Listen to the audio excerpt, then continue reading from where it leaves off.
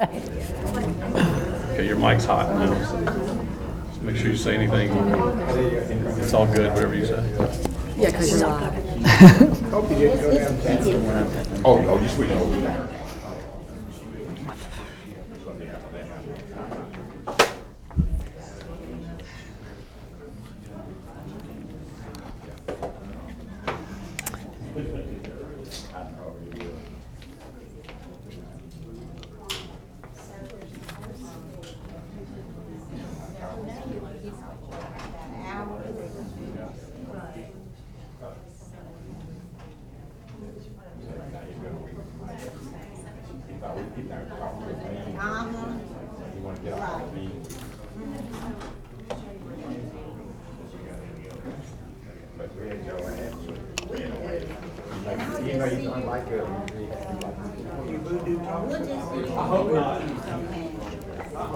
And what area are you in? Ma'am? Where are you in? Are you a pharmacist, nursing? No, I'm a retired radiologist Retired. from Birmingham Radiological Group. Oh, wonderful. I Nice come to to have these you. things to stay Nice. educated Perfect. and for enjoyment. So And for enjoyment. Good for you. I practiced 47 years, so You have me beat. yeah. And you look great for that. Are you from UAB or I'm from California, University Oh, of where, okay. where in California? California. We're 10 miles south of Disneyland. Where? 10 miles south of Disneyland, UCI, Oh, University of I California. had my Navy career in Long Beach Naval Base, and then I practiced a year in California And then came years back. ago. It's Yeah. nice here. Very nice here. So it's changed, I'm sure, drastically. We don't hear good things about California on TV. You ready? Other than the weather. Oh.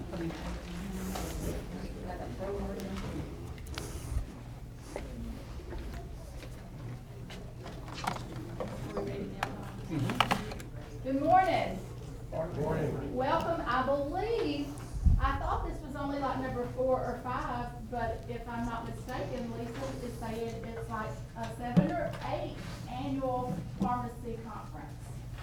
So we are excited. We have a room full. That's exciting. We also have, this is being, Don is broadcasting this, so we have also sign in from, I'm not sure how many locations, but again, welcome. And for those of you in the room, some housekeeping items, the restrooms are right outside these doors. The men's and women's restrooms are right outside.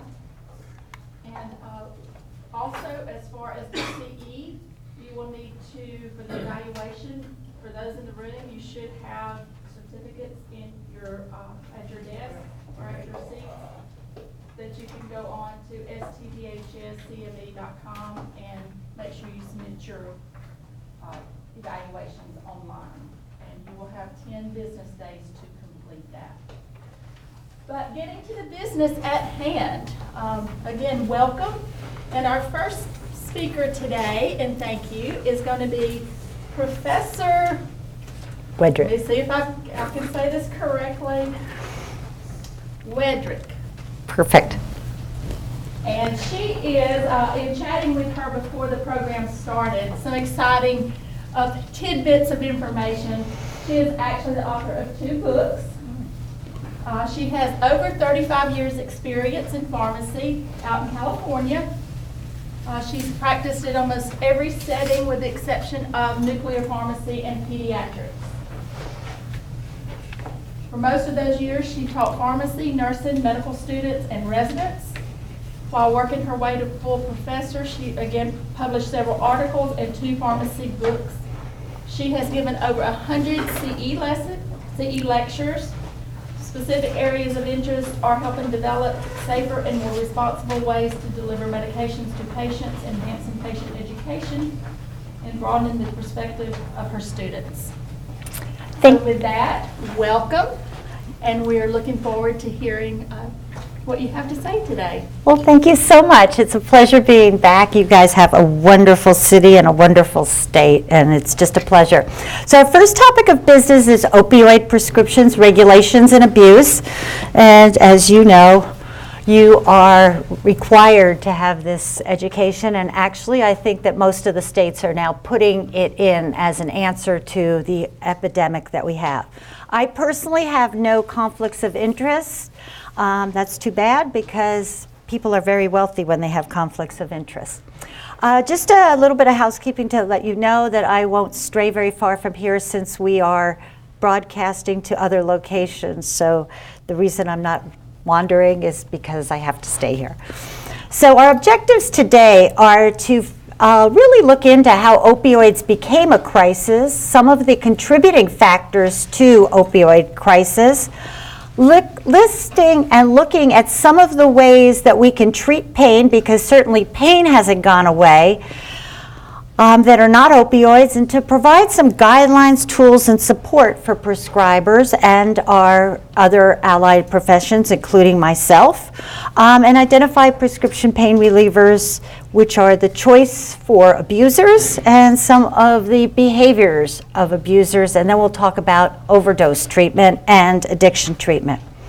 So, in starting, how did we get there? How did we have an overdose crisis? And you hear in the news a lot of statistics, you hear a lot of things about how Big Pharma did something, how somebody else did it, where can we place the blame? The truth is that nobody ships drugs someplace where somebody isn't prescribing them and somebody isn't filling them and somebody isn't taking them.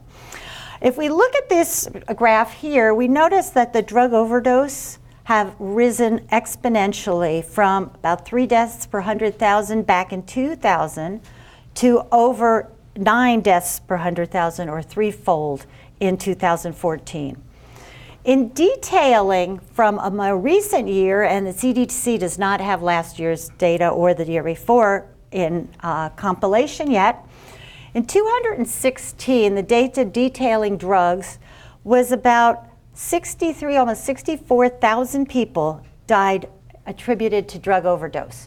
Now, if you add the numbers below this up, you'll see that they add up to more than that, and that's because many of the overdoses were due to compounded drugs being used, meaning not that they were compounded in one formulation, but people were taking multiple drugs at the same time.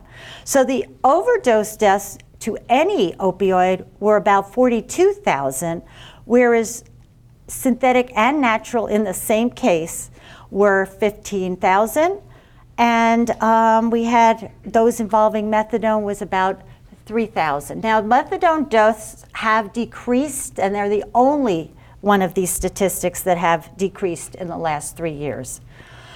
In talking about that as a number of how many deaths we have and whether or not that's significant, if we look at these two lines, the number of gun homicides is down and the number of heroin deaths is up. And that's significant. People always talk about guns as being the big killer. Opioids and heroin are even bigger. So this is only heroin deaths. These are not all the other opioids together. Between the years 2012 to 2015, oxycodone was the #1 choice. So that was the one that all of the abusers wanted. That was the one that people would break into pharmacies to get. That was the one that they'd steal from other people. And fentanyl took over as the #1 opioid. Now, in fairness, fentanyl was often laced unknowingly in abused drugs that were gotten on the streets, so it wasn't people writing for fentanyl necessarily. Although fentanyl patches, as you know, people were abusing those, taking them off, and then taking somebody else's fentanyl. When you break that, that dose becomes exponentially larger. So if you take those patches, cut them with a scissor, you get a very, very fast dose of fentanyl.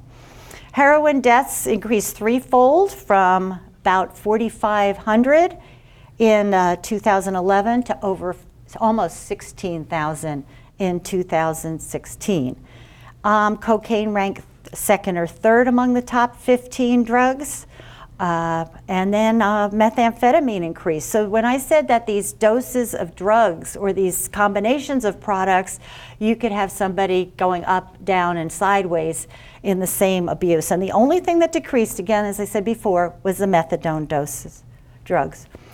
In Alabama, Your opioid death rate in 2017 was about 3.4. It did dip a little bit in 2014, but your opioid prescribing rate has gone down a little bit in the last few years. So the bona fide or the prescription edge of this is being tapered in. Perhaps the street abuse is not.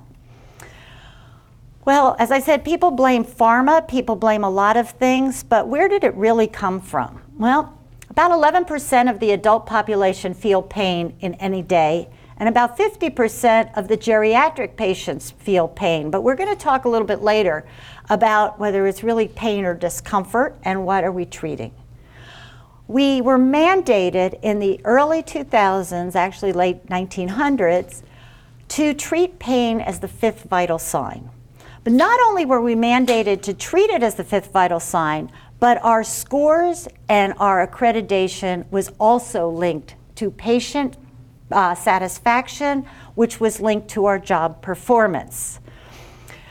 About 48.5 million people over the age of 12 report current use of illegal drugs or abuse of prescription drugs. So abuse of prescription drugs, if you have it in your possession, whether it's for you or other people, if it's for other people, it's definitely abuse. But if you take it differently than it was prescribed to excess, that is abuse, whether or not you obtained it legally. So we need to keep that in mind.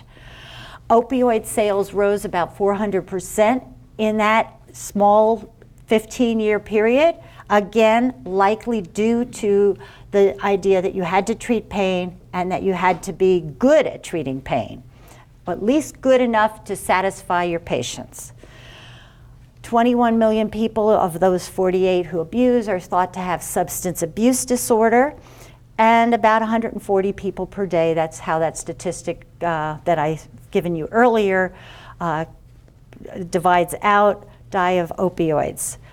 And 2/3 of your heroin overdoses did start with prescription opioids.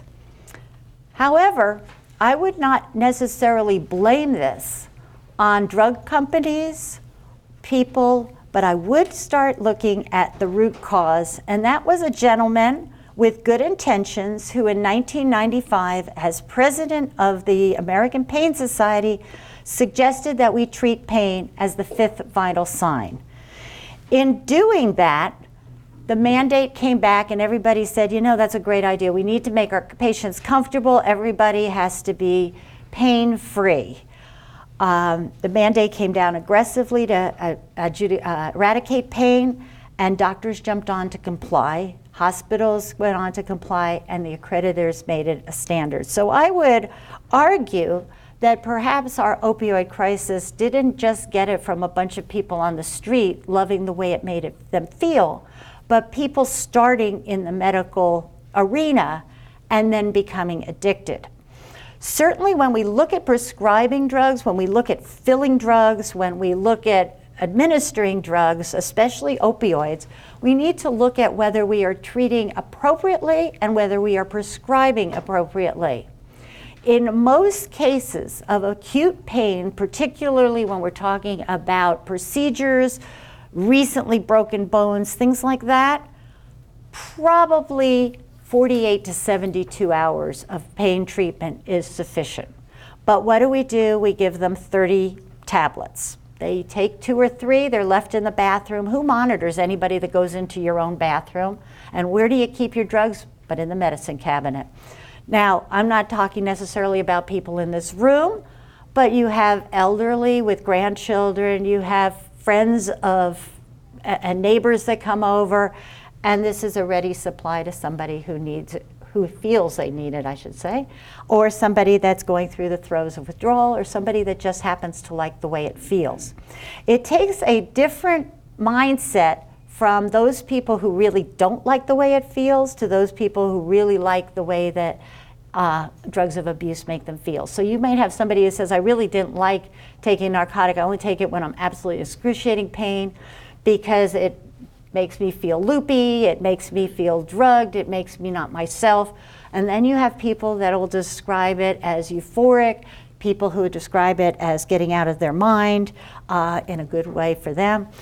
So it just really depends on a lot of different factors as to who will or won't become an addict. And certainly, once you become addicted, you have the physiological response as well. So then you are uncomfortable coming off of these drugs.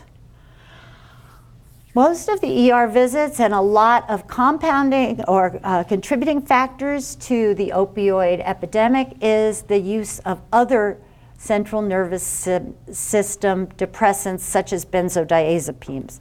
Now, I would not suggest that you go pull every Valium or diazepam prescription or any other muscle relaxant or other medications that somebody's on just because we have the statistics. But I certainly would look at lowering the dose of these agents when they're used together and also evaluating whether you still need these things.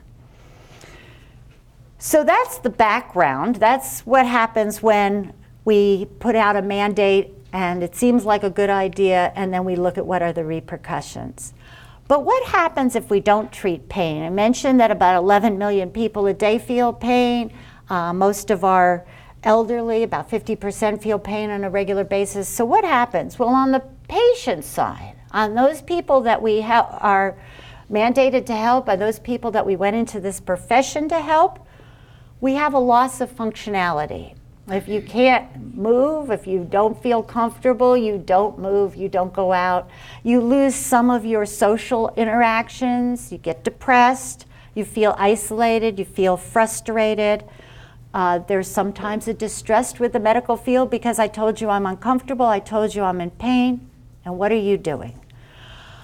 On the prescriber side, on the healthcare practitioner side, you get stress, you might even have violence directed towards you. I don't know very much, I shouldn't say I don't know very much. I haven't heard very many incidents specifically like this, but certainly it's a possibility. So let's talk about acute pain versus chronic pain and those patients who suffer from either. Acute pain is that where you can trace it right back to an incident. I had a procedure, I had a trauma, an accident, I had a surgery, and you know that that pain, based on all the studies we've done, will last so many days. And then it'll be uncomfortable. It's often predictable in terms of the end point, and you know there'll be a recovery. Chronic pain extends beyond the limit of what you would expect. It's, if you will, DM rating would be past 6 months. It may never get better, and here's where we really need to talk to our patients about what we can and can't do for them and what they can and can't do for themselves. And it can be debilitating, and it may be permanently debilitating. One of the things that we have to realize, as I realized, and I think everybody in this room probably has some element, where you realize, oh, you know what? I'm never going to run races again, or I'm never going to be doing tumbling or gymnastics. In my case, I couldn't do it anyway. But running certainly is not on the radar anytime soon. Well, when our patients come to us and tell us they're uncomfortable, that is not the same as pain. So itching, you put a cast on something, you immobilize something, you put an arm in a sling, especially with the sticky weather here, it's uncomfortable. You sort of feel like you're sweating, you sort of feel like you can't move.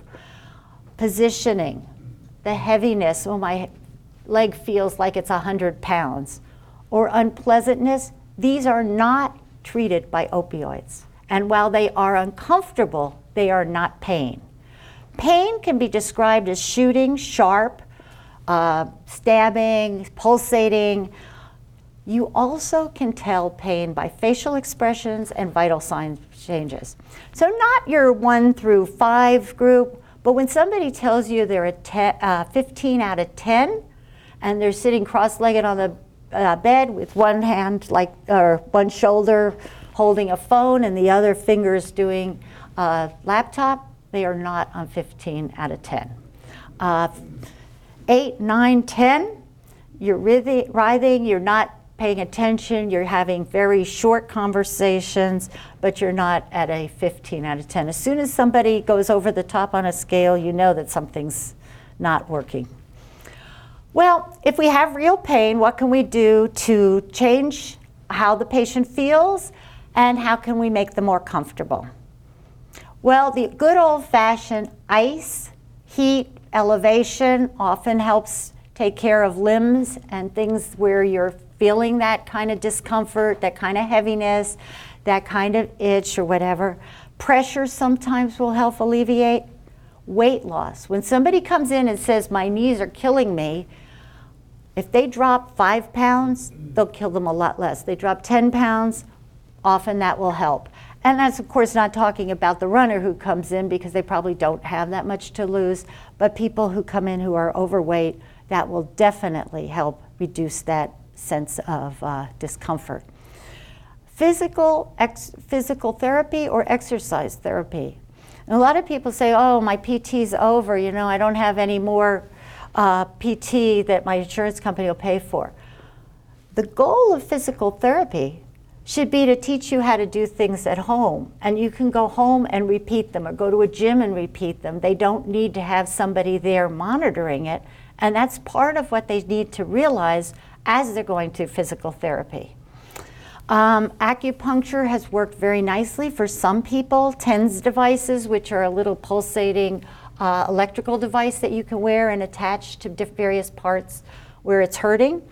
Also, cognitive behavioral therapy has worked very nicely, especially with people who have secondary gain from pain, and it really helps alleviate that. It also helps sometimes with guided imagery when you are pre-surgical or pre-trauma. Not pre-trauma, I'm sorry, pre-surgical, pre-procedure. We also have a number of non-opioid pharmaceuticals. So good old acetaminophen works very nicely. Of course, you have doses that you should not exceed. The FDA recommends about 3,000 grams a day. People have gone to 4,000, but about 3,000 is a very, very safe number. 2,000 in your renal failure or elderly population, and that's 4 of the 500 a day. NSAIDs, ibuprofen and naproxen. Now sometimes you'll get a patient who says to you, oh, I've tried those drugs and they don't work, they're over the counter. The perception of the public that over the counter medication doesn't work is very real for them. What we often did in practice is if they say that an NSAID doesn't work, and we know that that would be the appropriate choice because there's inflammation and there's pain, we will pick one they probably haven't heard of, and it works very nicely. So some of the ones that they haven't heard of, diclofenac, meloxicam, and we just pick whatever's on the formulary that they haven't heard of. Lidocaine patches work very nicely. They have to go on for 12 hours and come off for 12 hours, so there is that need to take them off and give it a rest. And then anti-anxiety, anti-itch medications work very nicely. So those of us in the room that are approximately my age probably remember the good old days when we used to give a cocktail of promethazine with either morphine or Demerol. Part of the reason we did that was because it had an antiemetic effect. It also had a relaxing effect. So it does mitigate the perception of pain as well as the anxiety associated with it. Loratadine and hydroxyzine and fexofenadine are very good for anti-itch. We also have non-opioids that address pain directly, and there's various kinds. So your SNRIs, which originally were approved for depression, work very nicely for also treating pain. So if you have somebody who's depressed or leaning towards depression, besides talking to them, duloxetine or phenylphexine work very nicely in conjunction with other medications to help mitigate the pain. There are neuropathic remedies. Opioids primarily knock you out. The others will address the actual pain perception So neuropathic pain's very nicely treated with pregabalin or gabapentin. And then we have muscle relaxants, methocarbamol, metaxalone, and baclofen. Baclofen's particularly good for spinal type nerve pain. All right, well, what if you need opioids anyway? There's 3 key factors that both the FDA and CDC agree on, and that is that non-opioid therapy is preferred for chronic pain outside of active cancer, palliative, or end of life. Nobody's really worried too much about end of life, although at the end of life, if you've got a whole bunch of narcotics stashed someplace, definitely needs to be destroyed in an appropriate manner or turned back in an appropriate manner once the patient passes, because then that's a ready source. When you need to use opioids, the lowest possible dose should be prescribed to reduce the risks. And I don't know how your nurses are. I know how our nurses were at various facilities. But when you have a scale of if the pain is from 3 to 5, give 1, and if it's from 6 to 8, give 2, you really should get the number before you give out the menu. Because I've seen where somebody says, oh, it's a 6, okay, then I'll give you 1 Norco. Oh, no, well, then it's a 7. And if you've got a patient who's changing it based on what they want, that's time for a discussion, because that's the start of those kinds of addiction. In fairness to the patient, there are some patients who have had such an uncomfortable surgery, recovery, that they have come to believe that they need 2. But as they heal, something else may be going on. It could be depression, it could be itching, it could be some of the discomfort that goes along with a scar or a tissue healing, and not so much that they absolutely need those 2. And then, of course, it's important to monitor patients. So your patients that come in on a regular basis for refills, whatnot, that's important to monitor. The CDC requires, or requests, I should say, you start low and go slow. CDC does not have any regulatory teeth, if you will, in the game. They can make the recommendations, and somebody else who has regulatory powers can go with them. So one of the biggest things that has come out of this and other treatment issues, and ethics, and I'm involved in ethics, our ethics committee, as well as some of the teaching of ethics, is the idea of autonomy and mutual decisions. So often you'll have a patient who says, well, I want to be pain-free and I want to move on with my life. And very often pain-free is not an option. So we have to discuss with our patient, what are your goals in terms of your lifestyle? Do you want to be able to clean your own house? Do you want to be able to be up, awake a certain number of hours? Do you want to be able to live on your own? And those goals of getting somebody back to being able to do basic things, and then maybe they can do some form of exercise. Like I said, I'll never run again, but I sure can walk, I sure can bicycle. That kind of, okay, this may have been your passion, but life moves on and so do we. So what else is your passion? And sometimes that goal will be, I just want to be able to get out of bed and have breakfast with my husband, or I want to get out of bed and take my grandchildren to the park, things like that.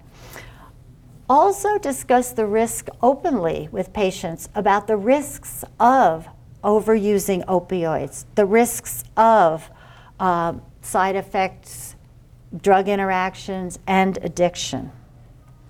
People always think it's not going to happen to them, and they're usually the ones it happens to. So we've got to be careful and make sure that everybody knows it. So in your Code of Alabama's medical boards, the Alabama Department of Public Health has put in a law that says you have a database and you have to report the dispensing of these drugs to the database when you dispense them. Unfortunately, you don't have a law that says you have to look at the database when you are prior to dispensing it, but that's always a good idea, especially if you're unfamiliar with a patient. We recommend that you suggest to your patients they choose one pharmacy and one physician. And as a physician, pharmacist, nurse, they should only have one person doing this. Now in nursing, of course, you have different shifts, but you certainly can help somebody understand that you don't go to the place with the cheapest or the best deal on all the different things.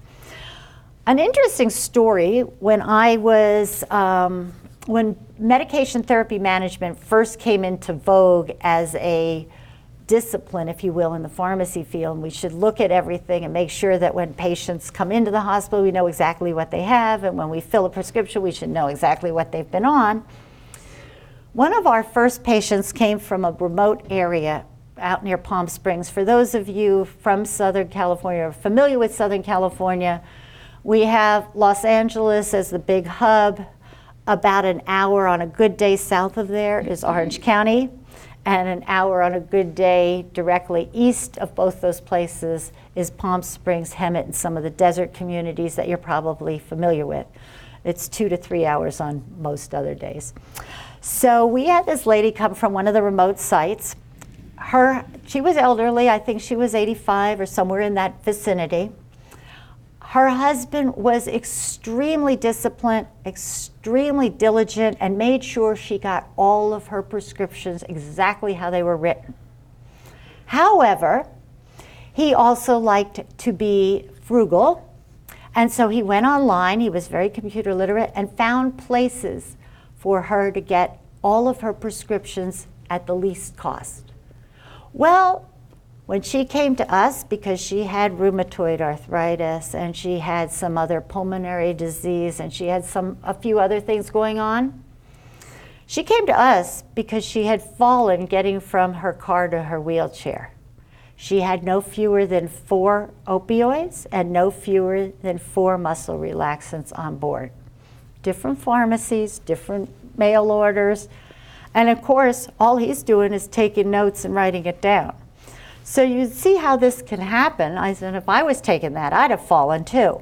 So the database, well, there is no rule at the moment that says you have to consult it prior. It's a good idea. In California, we actually do have a rule that says you have to, before prescribing, you have to look at it within the 24-hour period before, and before dispensing, you have to look at that, just in case it didn't get on at the right time.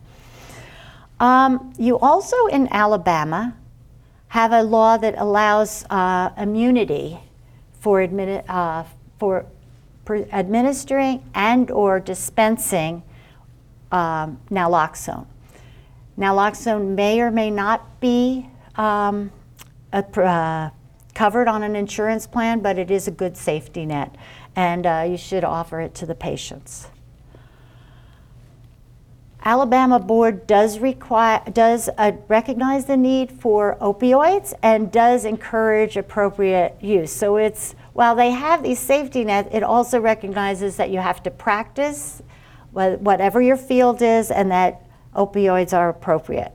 And I am the one that made the highlights on here. It's not highlighted in the law, but I just wanted to put out that you have to have clear documentation and be in compliance with state and federal laws. So they recognize there's certain diseases that you might want to treat with opioids. They recognize that people are in pain, but they also recognize that you should have a legitimate reason.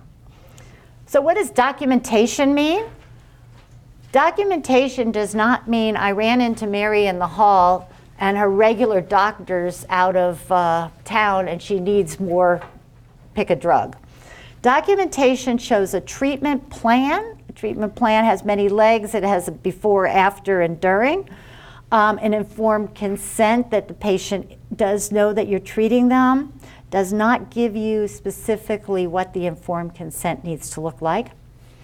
An agreement, and again, this documentation is for chronic. Drug screening if it's appropriate. So you can require that a patient be screened if you're filling or if you're dispensing or prescribing. And one of the big Red flags is if you find things you never knew were supposed to be there in the first place in a drug UTOX. Reasons for drug therapy and why you would discontinue. So one of them might be that you found something that wasn't there, that they are getting drugs from another source, which you can find out on that database. That you do a periodic review. So you don't just say, okay, this patient had this disease state and I'm going to continue them forever. Periodically bring them in. Are you still doing fine? Are you doing worse? When you make the agreement for what somebody wants to do in their life, when you make the agreement with them that our goals of therapy are to get you up and out, or to get you vertical at so many hours a day, or to get you back to golfing, but we know that you're not going to go running, whatever it is, if they are not meeting those goals, then they don't necessarily need to continue on those drugs. So if it's not working, it's not working. And then you may have, you might say, well, this is what I see. The goal is that if these things happen, they're going to be referred on. Medical records should have a history and physical examination. Now, the truth is that the federal law has been very clear on this for a long time, that you should not be prescribing, administering, or dispensing controlled substances without a legitimate reason. Diagnostic, therapeutic, and laboratory results, evaluations and consultation, treatment objectives, the discussion, and it should be discussed and documented that the patient knows all the risks and benefits, what medications being prescribed, and even a taper schedule if that's indeed what you are going to do, the instructions and periodic reviews.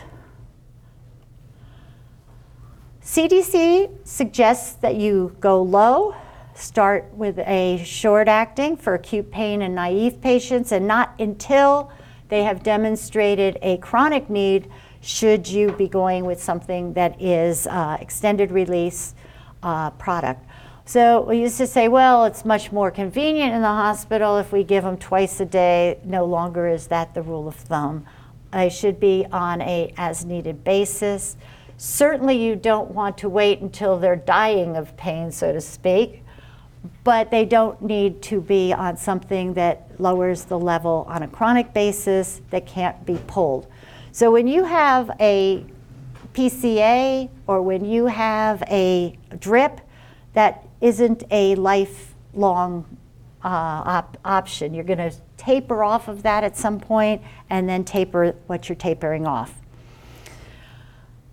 Most new thoughts, and I should say new thoughts because this has changed over time, that when you're starting it should be less than 50 morphine milligram equivalents a day. And that greater than 90 morphine milliequivalents a day is problematic no matter who the patient is. Again, we are not dealing with cancer pain. So this is a little bit different. Cancer pain is a whole different ball game and really outside the scope of this. But for the regular pain, trauma, surgery, these patients probably should be on less than that. There are some states, and I'll show you later on, that have regulations that require that a patient be under that morphine milliequivalent a day. Only give what's necessary. One of the things that we as practitioners fall in the trap of going, oh, well, we're also financial advisors. We feel badly that you have to pay for your treatment. Who has ever had anybody apologize at Starbucks for charging more than it should be for a cup of coffee? Nobody. And nobody ever apologizes that that little smartphone costs $800, even though it probably doesn't cost any more than the old transistor radios cost, but yet you're paying a lot of money. So I really never have apologized for what healthcare costs. I apologize perhaps that people feel badly about having to pay for it, but this is probably the most important thing somebody can do for themselves, is keep themselves healthy. So if it's only 24 to 72 and it's $5 or $10 to dispense it, and you've only got $2 worth of medication, well, that's what it is. But 30 tablets to sit on a shelf is, because you only needed 2 or 3 or 4, is really wasteful, and it really doesn't save money unless somebody's going through 3 or 4 procedures in a row, and we'll reuse it.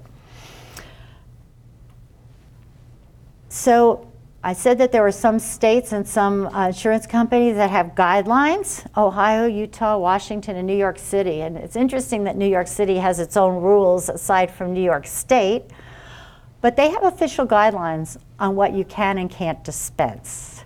Massachusetts restricts first-time opioid prescriptions to less than 7 days. So 30, it's really got to be 28 for most of these drugs. CVS as a chain decided to limit opioid dispensing to no more than 90 morphine milliequivalents a day, and for some conditions, no more than 7 days worth. And United Health Optimum and Anthem are limiting coverage as well. Here's a chart of what is recognized as equivalent doses. A couple of caveats. Often when you go from IV to PO, you do not have to go directly with the morphine milliequivalents, because in theory, once you take them off the IV, they should be in less pain anyway than they were on an injectable dose. Secondly, when you go back and forth between different opioids, a patient's response may be different as well. So I may respond better, say, to hydromorphone than I do to hydroxycodone.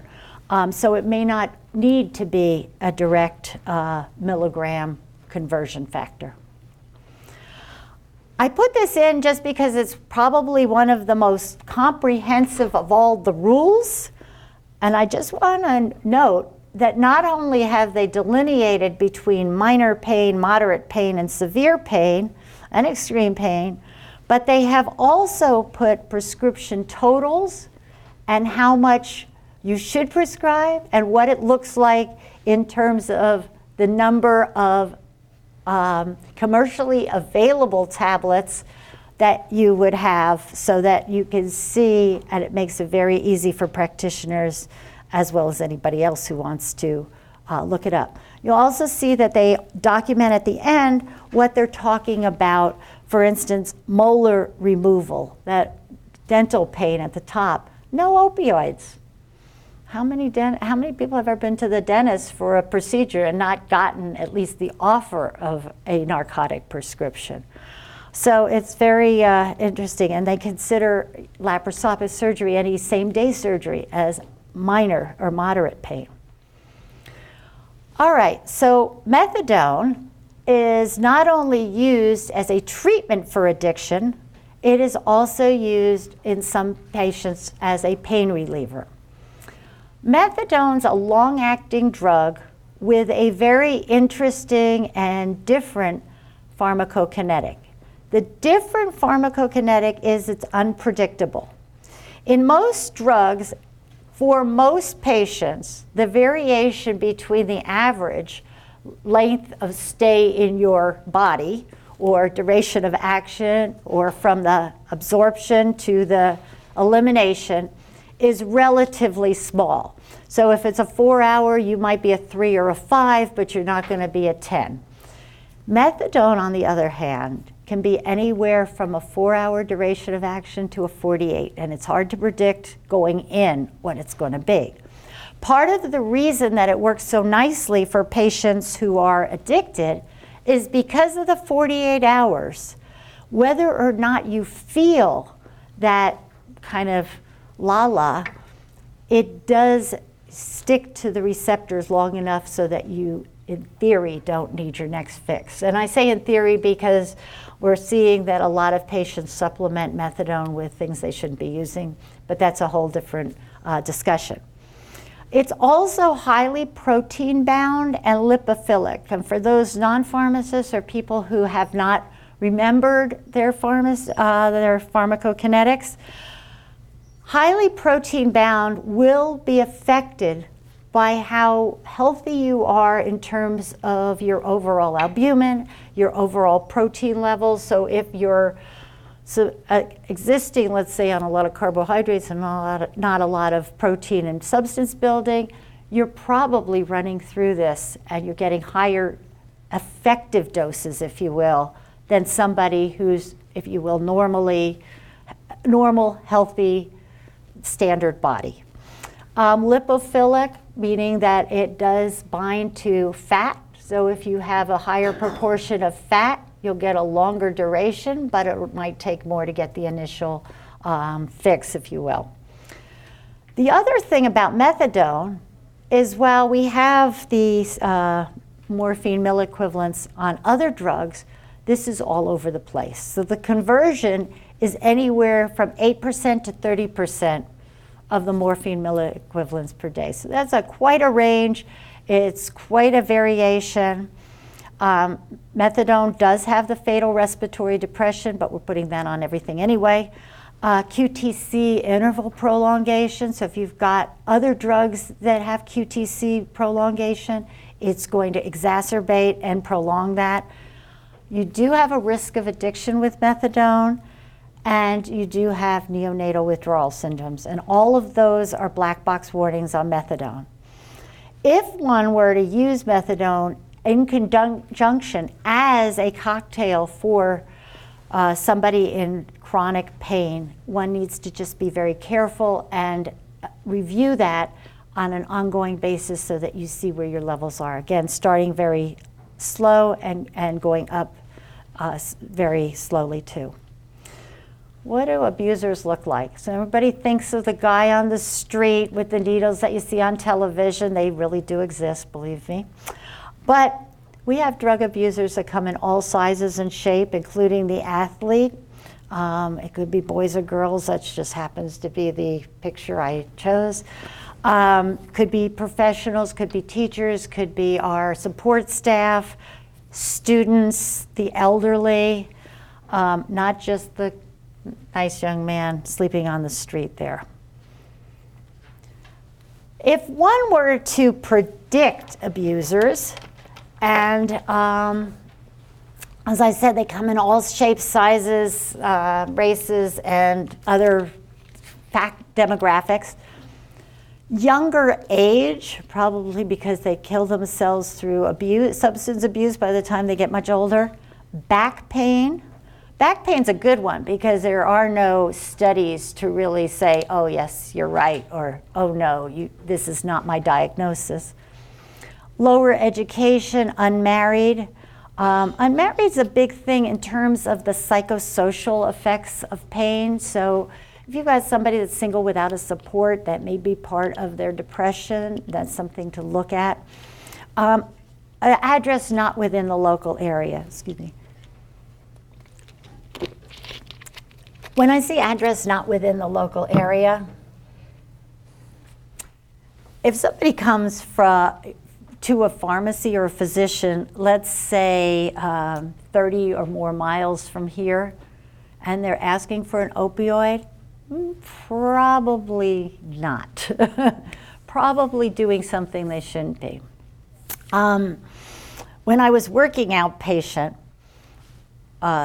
one of the little communities, so if I was in Inverness and they were in Trussville, fortunately I had friends in so-called Trussville, and they gave me an address that didn't fit the streets going in that direction. So in Encino, California, the horizontal streets have 5 digits and the vertical streets have 4 digits, but he gave me a 5-digit on a vertical street. I only knew because I had a friend that lived in that area. Comes down and so it was an opioid of some sort. Comes down, picks up the prescription. Well, you have a responsibility, as I have a responsibility, to make sure that it is the patient for whom the drug is prescribed. I said, sir, it's all ready for you. I need your driver's license. Oh, I don't have any ID. How'd you get here? Well, I drove. That's okay, we can take your driver's license. And we went back and forth, and eventually he didn't get the prescription. But it was a very obvious one from you. There are drugstores on every corner in California, or every other corner. You really don't need to come 30 minutes to pull a prescription. Another time, I got a called-in prescription from a doctor. It was a real doctor. And I said, oh, that's great. I called up. It was a Saturday or late Saturday or early Sunday. They didn't answer for me. I'm pretty sure they didn't answer for you. So you get things like that. It really is in everybody's best interest professionally to make sure that you've got the documentation and the charts and that you're not doctor feel good or pharmacist feel good, like we know we can get this over there. Often somebody who uses other substance like tobacco and alcohol to excess. Now that doesn't mean that everybody who enjoys a drink is also enjoying narcotics, but somebody who abuses these things often is. And then psychiatric ailments, including personality disorders, and personality disorders are a particularly big one for abusive drugs. What they did find is that gender, race, and ethnicity have nothing to do with the propensity to abuse drugs. If you're an abuser, whether you're selling and or using, the drugs of choice are hydrocodone, oxycodone, and oxycodone straight. Now, I didn't put fentanyl there. Nobody will tell you not to give them that. But I put these because the street value was tops at the time. I think it still is. And often when you have somebody that says, oh, no, I can't take the generic, I need the brand, it's because they get a higher price on the street. Somebody can be selling and not abusing and be in the mix. And sometimes that person is somebody you're working with, that they're collecting for somebody else. We found quite a few of those in our system. Hopefully we don't have them anymore. Widely used street drugs are methadone, so somebody gets it, distributes it, gets a price for it, and goes buys what they really want. And as I mentioned earlier, fentanyl is a biggie now because it's laced, sometimes unknowingly, in things that somebody is using. Now, hydromorphone, morphine direct, prescribed fentanyl and tramadol are not drugs of abuse that are first choice, but nobody turns them down anyway. Okay, so how do you know, besides the addresses and where somebody comes from, that it's probably not true that they need more, faster, anything like that? It fell in the toilet. Has anybody ever had a patient that said, can you please give me another penicillin? I was taking it over the John and it fell in. Doesn't happen. Or my blood pressure pill went down the sink. Not likely.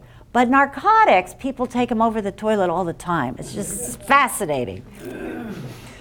Then you have the person that comes in and says, nothing but such and such with so many milligrams works for me. We did have a patient that our family medicine practitioner I was working with at one time used to accommodate. We signed a contract and she would come in and she would get her meperidine, I think it was 125 for four doses, and that's what made her feel good. I personally would have argued it, but we did it, we got her out of there, and this repeated itself periodically. The other thing besides the person that comes in and tells you what to prescribe is the person that's allergic to everything but. While it is true that people often, I shouldn't say often, sometimes are allergic to fillers and other medications, and we'll talk about this in the second hour, other parts of a prescription, it's unlikely. And so when somebody says I'm allergic to anything except maybe those top three, probably not necessarily true.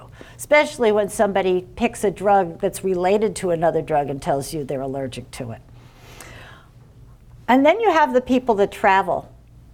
I'm going to run out because I'm going to be out of town. I promise this is the last time I'll ever ask, or this is the last time I ever want to do that. Can't you call my doctor, my insurance, my whatever? So just a few of the being manipulated. Then there's the person that's dying of pain but looking perfectly comfortable. I think the person I saw that was probably the saddest, most pained person I have ever run into in my practice was a guy who had a side effect to Avastin. And his, he was one of the few people that had the peritoneal tear. And that man was not in the same position more than about 2 to 3 seconds at a time. He went from lying down, sitting up, standing up, all around. It was very sad. But most people who tell you they're in a large amount of pain aren't really in that much pain. So CDC has some recommendations for addressing risk and addressing harms. Evaluate the risk factors ahead of time. What else? What are the other social habits that a patient has? Urine screen, drug screen testing. Looking for co-prescribing. Are you co-prescribing benzodiazepines because you run the extra risk of respiratory depression? Also suggesting and recommending opioid treatment, opioid use disorder programs. And while you don't have the requirement, checking on that prescription drug monitoring system that you have here to find out where else they're getting it. What else can you do to protect yourself? Find out all the health prescribers. So quite often, patients have various different specialists plus their internal medicine person. Sometimes they have various pharmacies, like when I'm in here and I get a prescription right away, I go to, let's just say CVS. When I'm at home, I go to Walgreens. When I'm someplace else, I go to the pharmacy in that medical center. Important to know these things. Medication reconciliation, give me the list of everything you're taking, including those that you're taking over the counter, outside, naturolytic prescription or medications. In the hospital, and I used to do this all the time, we hear a lot about HIPAA and you can't discuss patient personal information with others. I always used to, when I wanted to, I'd call up the pharmacy that I needed to talk to and I'd say, we share a patient in common. Can you give me the last 3 months, 2 months, or can you tell me when the last time they filled whatever it is, and the doses? We've had patients go 10-fold difference in warfarin. We've had patients go, and that, this big burly guy was on 0.5. I said, I don't think so. But he's a patient. He didn't pay that much attention. And frankly, why should he? He just knows he's supposed to take 1 a day. The same could be had for the drugs of abuse. And the drugs of abuse, they tend to reduce the prescription, elongate the interval. But you could call a pharmacy and ask for that to be released. Most of the pharmacists will give it to you. If they don't, you can fax them a request and they'll fax back. It is perfectly legal to share the information on somebody that you're treating. You can't call up and say, hey, my neighbor, I have suspicions, can you give me this? But if you are treating a patient, you have every right and responsibility to get that information. You can have a contract with the patient, recognize signs of abuse and manipulation, slurring words, moving slower. Now, if somebody's moving slower in pain, that's obvious. If they're moving slower because they just are tired from what they're taking, or they're losing weight or gaining weight, those are things that you can see. Prescribe small, sufficient quantities, not more for your money quantities. Same as dispensing and document. So what happens if you don't do all these things? Well, DEA can deny, suspend, or revoke your license, and so can the state. I've got the DEA ones down here, but certainly your state can do all these things.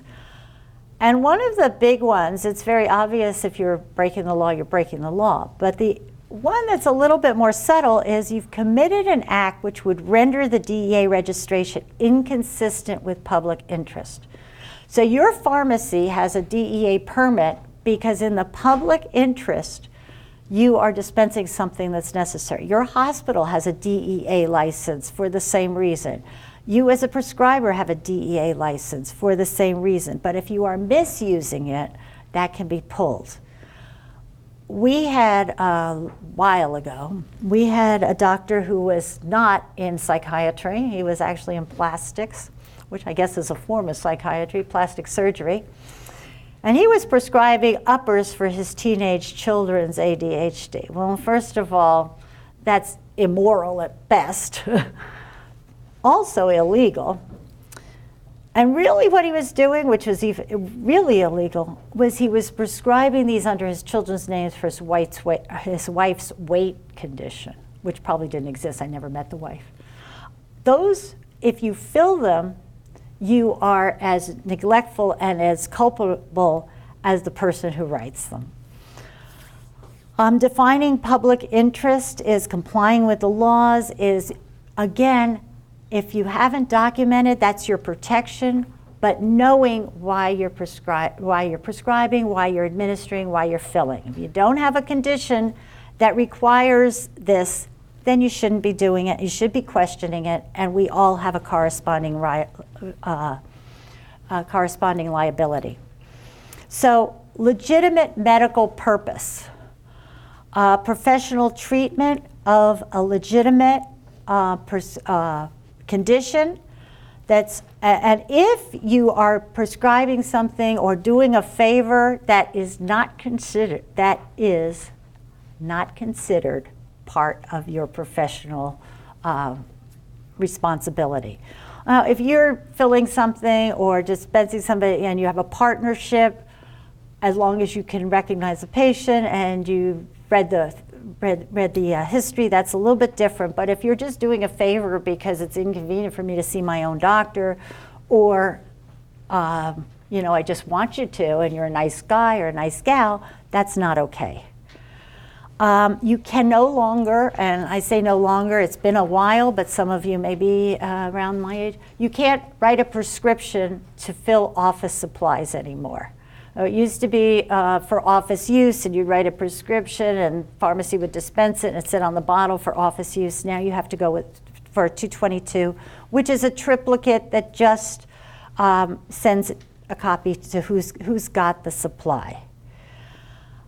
When issuing multiple prescriptions, each separate prescription is issued for a legitimate medical reason. So if you've got lots of things, make sure that you're still treating something that you can document. Another thing that we find, and I was talking on the way in to somebody, safe storage. Don't keep prescription blanks or things that could be used as prescription blanks lying around offices, waiting rooms, nursing stations, where anybody walking by could pick them up.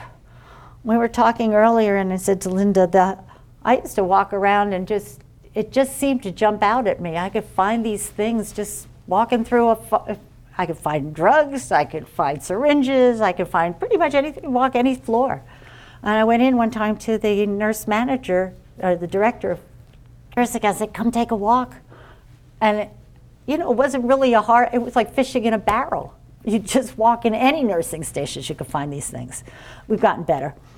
Write out the actual amount prescribed. It's much harder to change 20 when it's TWENTY than it is when it's 20 to anything but 20.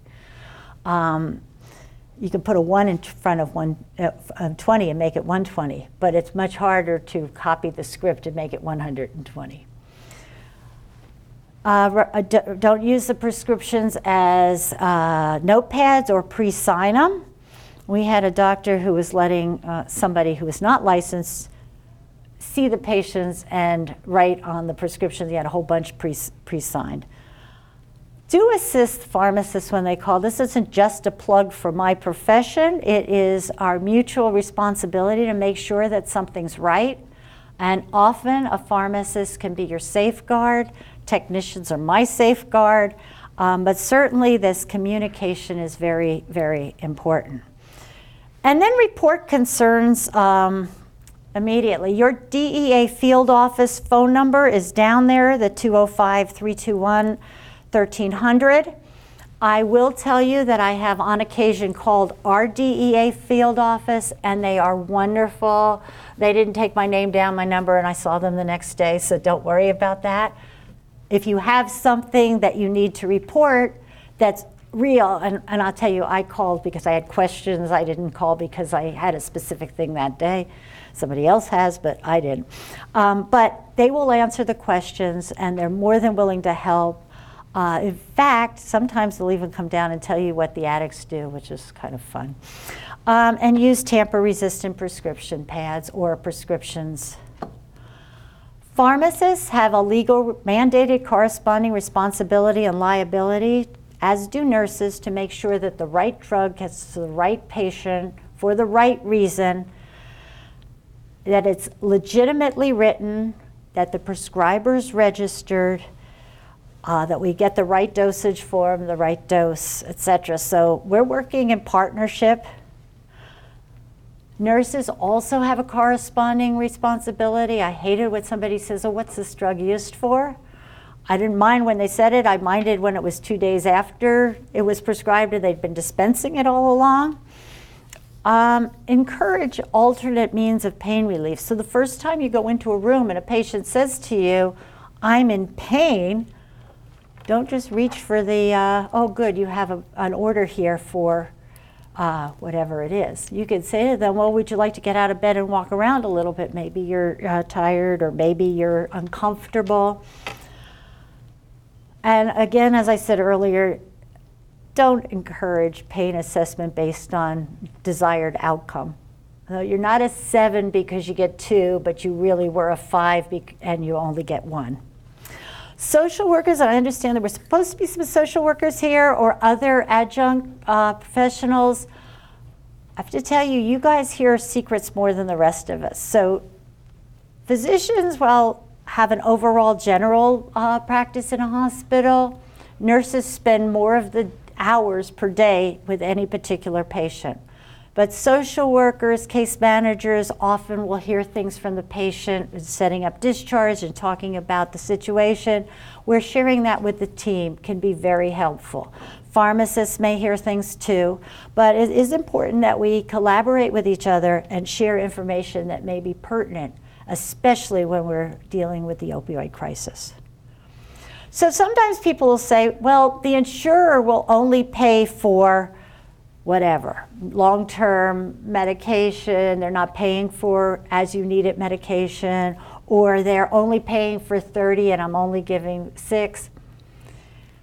The contract between an insurance company is with the patient, not with you.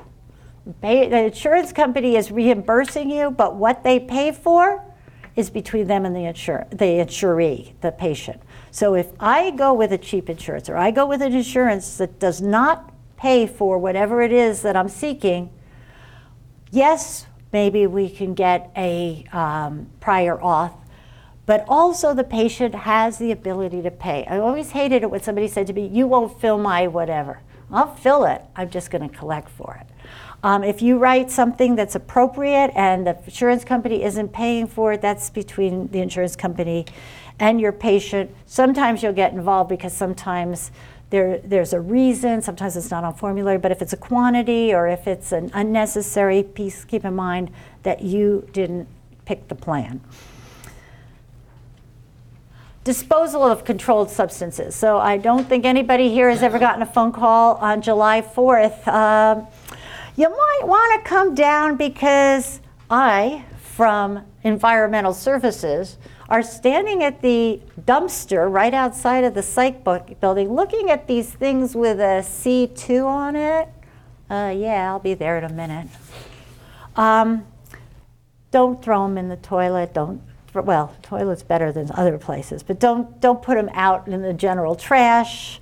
Schedules 1s and 2s should be transferred via DEA 222, and I believe that your pharmacy would have a third party, what we call a reverse distributor. For those of you who aren't in pharmacy, what a reverse distributor does is just like you writing out what you want on a 222, they will write out what you're returning. So whether it's expired medications, half-used medications, partial prescriptions, they will write it out, give you a whole accounting for what they are going to destroy in a federally mandated fashion. For those of you with office practices, sometimes your patient will come in and say, I don't need this anymore, whatever this is. I'll tell you what we did with that. First of all, there are many pharmacies that have disposable prescription retrieval bins. They are usually online. I don't know if they're online in Alabama. They are online in California. Fire departments and/or police departments sometimes have a return day where you can bring in everything, no questions asked. So that's another method. When we had somebody with a small quantity and they wanted to get rid of it, we never took possession of it. What we would do is let them put it in a sharps container. Now, some of you, I will tell you our rationale. You don't have to do this, but this was our rationale. If I take it and I destroy your opioid, you can always come back and ask me for more. And I'm not doing any kind of test to make sure that's what's in there. If you destroy it, you made the decision to get rid of it, and you tossed it, it's out of my hands. My being I worked for an institution, so it was my institution, not me personally. But I just put that out there because it's up to you to make the decision.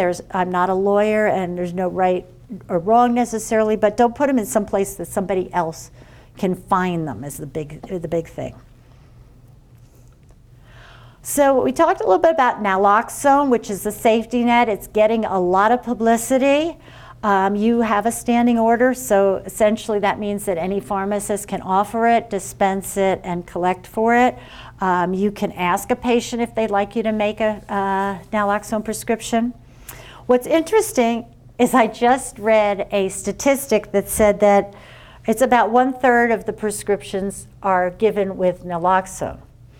And I had to chuckle because I'm not sure how they're doing their research. But the reality is, this is a safety net. You shouldn't need it every single time you get a prescription. So it might be 1/3. It might be even less as we string this out longer. In California, that naloxone can be sold to a relative or significant other or somebody else that says, I think my son, daughter, husband, whatever, is using, and I just would like to have this safety net the same way that I might have an EpiPen or something else. And you can just dispense it, charge them for it. Naloxone isn't a panacea because if somebody is taking drugs with other people in a sort of party-like, you need a designated sober. Otherwise, they may or may not know when they need it or how to administer it. Okay, let's move on to what do you do if somebody is addicted and you want to help them get off. So practitioners wishing to administer and dispense things like methadone for maintenance and detox have to get a separate DEA registration. In a hospital setting, federally, and I don't know if they have different laws in Alabama regarding this, but I know you have a speaker later. You can maintain somebody on something. You can only change a methadone dose if there is a medical reason. So the two medical reasons I'm aware of, one of them would be the patient, it has respiratory depression, and we feel that it is attributed to the dose of methadone or whatever. And the other reason would be that the patient is also going to be using methadone for pain, which we discourage, but we may have. Otherwise, if the dose of methadone is being used as detox, you can't change the dose and say, well, when I called and confirmed with the methadone clinic that this patient is on 60 milligrams and next week they're on 55, so I'm going to go along with that. That cannot be done. You're on 60 now, you go take care of it there. On the flip side, methadone clinics are usually open most of the time, and if they're not, they had enough to get them through. So it's unlikely that the fact that it's Saturday morning, they don't have a supply at home. You don't really need to continue that prescription. So you definitely need the DEA registration. You also need approval and registration at the Center for Substance Abuse Treatment, which is a little bit different, and that is within the Substance Abuse and Mental Health Services Administration, or SAMHSA. If you wanted to administer or dispense buprenorphine, You just need to get the waiver from CSTAT. So Paracet is withdrawing. One of the things you can use is methadone, but there are many other things that you can use. As far as I know, and to the best of our knowledge at UCI, the only substance that you could die from when you are detoxing is alcohol. All the rest may make you wish you were dead, but you will not die from them. So we give symptomatic relief to mitigate symptoms. Since constipation is one of the symptoms and anticholinergic effects are one of the symptoms of using opioids, often you'll get cramping because you're going to have peristalsis and things that are now revisited. They're no longer blocked. So we'll give smooth muscle relaxants. We'll give pain reliever for the headache that may be accompanying it. Antidiarrheals or anti-vomiting medication, perfectly legal to mitigate symptoms. There's alpha-2 adrenergic agonists, which also help. Clonidine, this is an off-label use, but it is considered a standard of practice so that you can use it. Also, lofexidine, which I'll talk about in the next slide, I believe, because that's a new drug that has just this indication. Probably more expensive too. Opioid agonists, you can use the buprenorphine, you can use buprenorphine with naloxone. Methadone, as I mentioned, requires a separate licensing, and then naltrexone is an opioid antagonist. So lofexidine recently came out. I did put the trade name in here, and I know that with CME you don't usually use trade names, but for new drugs, I usually put them in just for reference, not because I'm selling this. As I said, clonidine is much less expensive. This reduces the release of norepinephrine, which is your countering central nervous system neuron substance. It can reduce or can cause bradycardia, but it's titrated for symptom control. So it sort of helps the patient ease out of opioid withdrawal. The usual dose, and I don't know how anybody came out with 0.18 milligrams. That just sounds like a bizarre amount.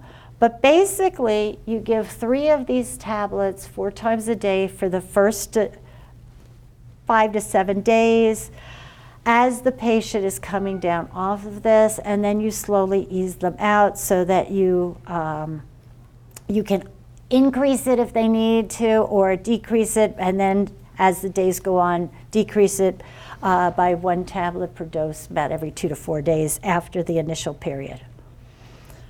We also have treatments for maintenance in opioid abusers. I put them down separately here in a chart, and then I have them separately all together. Methadone and buprenorphine are mu partial agonists and mu receptor agonists, so they kind of take the place preferentially of opioids. Naltrexone is a mu antagonist. So in using these, methadone and buprenorphine, you can sort of just next day use them. Naltrexone will precipitate a withdrawal. So in an alcohol abuser, and this tends to help reduce somebody's craving for alcohol and or substances, you can start concurrently. In an opioid, you better make sure that the opioid's off or else it will precipitate a withdrawal. The half-life on methadone is long, buprenorphine is long, naltrexone is only about 9 hours, but there is an extended release form that's about 5 days. Often people suggest that if you reduce the number of tablets a day, you often increase compliance. I would argue on every 5 days is a hard number to keep up. If it's every Friday or every Monday, that might be a little easier. Every 5 days involves counting, and I think it's a little bit difficult than a routine. That's my 2 cents. It's not in the literature. It's my experience. So as I said, you know what? I am going to allow you to read these just so that you have them in the interest of making the handout really useful, but I want to leave time for questions, so I'm going to just go through these very quickly. As I mentioned, naltrexone does treat both alcohol and opioid dependence. It is a direct acting inhibitor, and you have to wait a little bit on your drug abusers. It can last up to 72 hours, and it can be given IV or PO. Methadone, we talked about having the special licensing.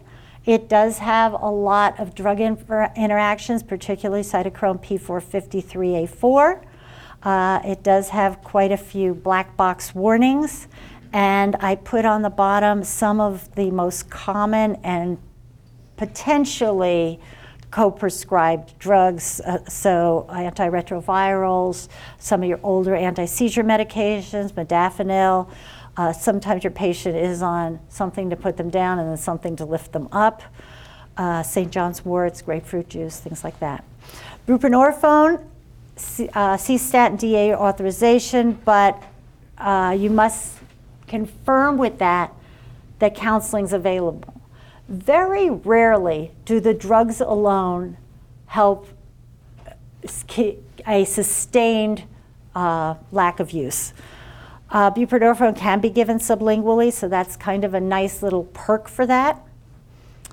But none of these treatments work without the active participation and the motivation on the part of the user. We've seen this, and everybody's seen this over and over again, that they come into the hospital, they're feeling lousy. We have had the patient that, has a lower limb amputation due to an infection and is still injecting into the knee when nobody's looking. And we've had the patient who swears on their mother's deathbed that they will never use again, well, until they get a chance. And then we've had somebody who works along with us. But it is the counseling, it is the AAs or the CAs or the, support groups that help. Because think about this, quite often when a patient gets into the throes of addiction, they have a network of support, whether it's somebody looking the other way, somebody, a sort of social group that they participate in this kind of activity. They need to make new friends, they need to get new hobbies, they need a lot of things besides just this medical support that arrests the cravings. It'll arrest it physically, it may not arrest it emotionally, and we have to address that emotional part. So, in addressing that, you have the cognitive and behavioral programs that go along with it, and that's why it's so important that the patient get directed into the counseling as well as the prescriptive parts. So a few takeaway points. When treating pain, consider the non-opioid alternatives first. Check the monitoring program. Even though you're required to consult it and document in it, it's very important that you also check it. Otherwise, you've just got a whole long list that gets longer and longer. Prescribe for expected and realistic duration of pain. And you as pharmacists don't need to dispense more even if the prescriber writes for more. Don't treat discomfort or pain as pain. There's lots of things that are uncomfortable, but you don't need to give an opioid at everything that's uncomfortable. Recognize some of the symptoms of abuse, including manipulation, behavioral changes, multi-sources. Feel free to do a contract, to contact other people in the healthcare profession, meaning their pharmacist, their nurse, their doctor. Do frequent urine checks, revisit frequently to assess whether the pain is still there, whether the symptoms are being mitigated or they're just taking a drug. Avoid favors and report oddities at once, even losses. With that, I'm going to stop this portion of my talk just to give everybody a chance to ask questions if you want to get up and stretch. And as I mentioned before, the restrooms are outside. So thank you. I think we have people plugged in from another site. So if we have questions on either form, let me know. Yes, sir. In your experience, what is the percentage of drug addiction prone personalities or anyway, what various numbers I keep asking, what you think that is? I'm sorry, what kind of personalities? What percentage across the population are addiction prone? Oh, okay. The question, and I have to repeat for the other side. The question was, what percentage of patients in a given population are addictive prone?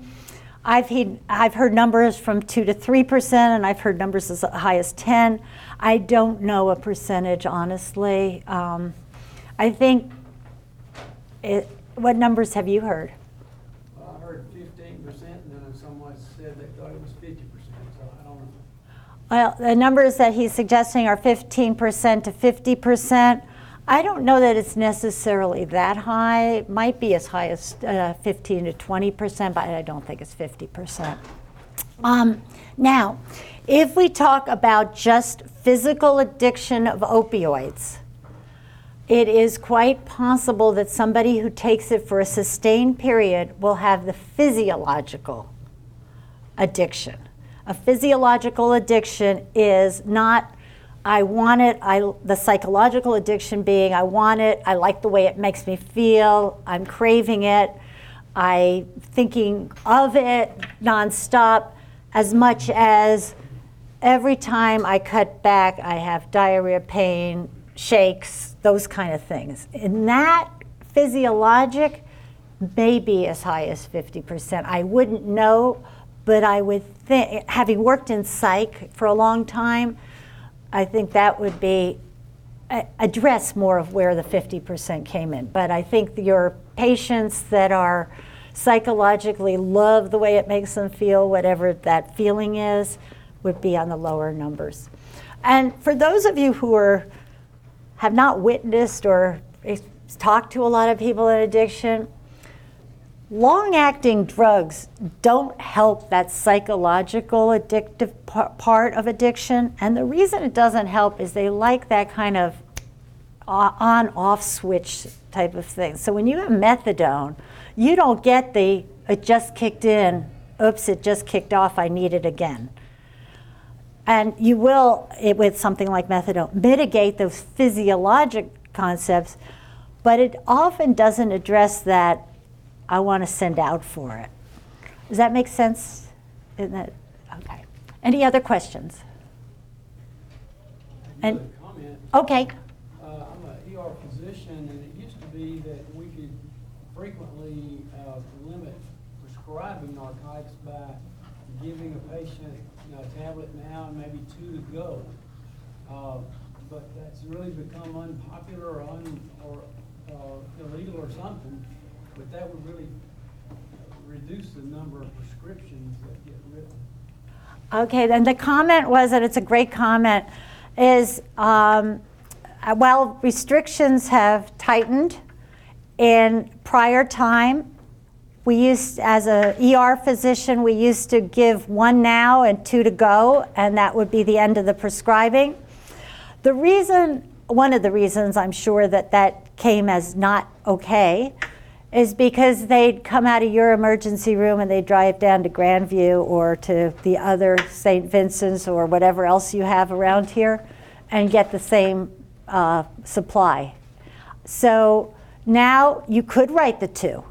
Because again, you do not have to supply somebody with a lifetime amount.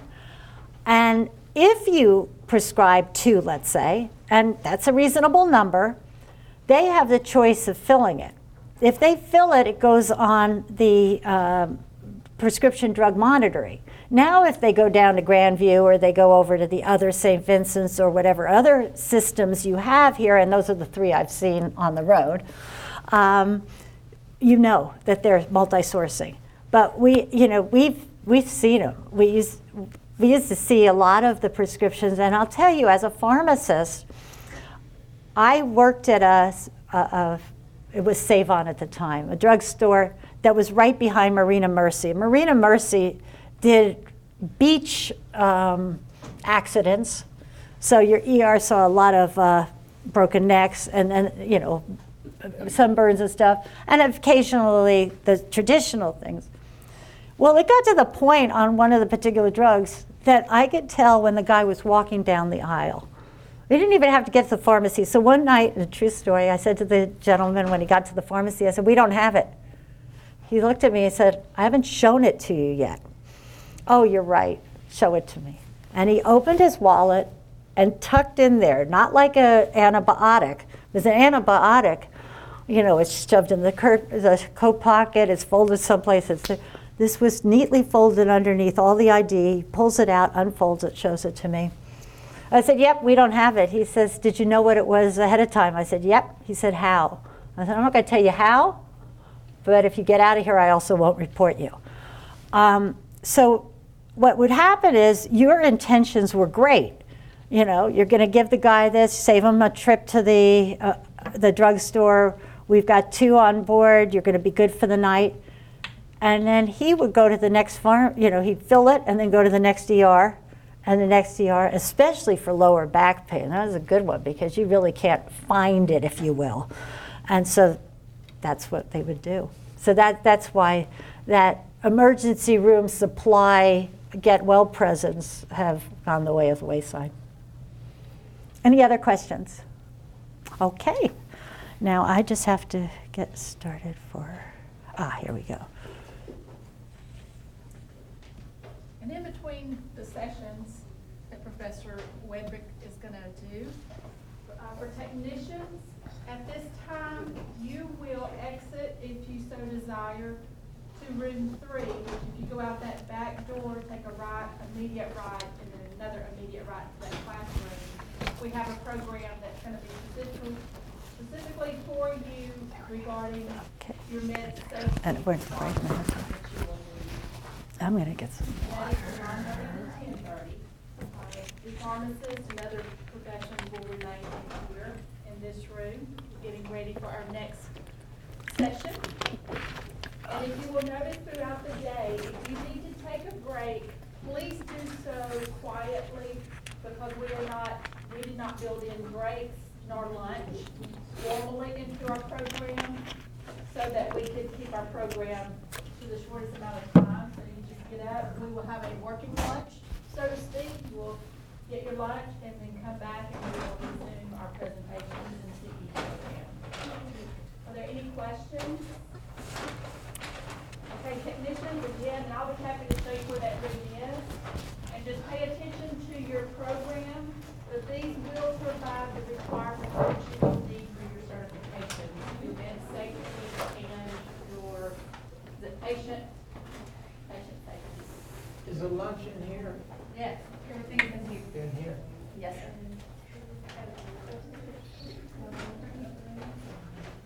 And when you're ready, and you see people settle back down, Yeah. feel free to go ahead.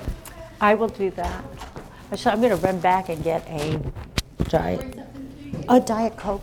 Diet Coke. Yes, please.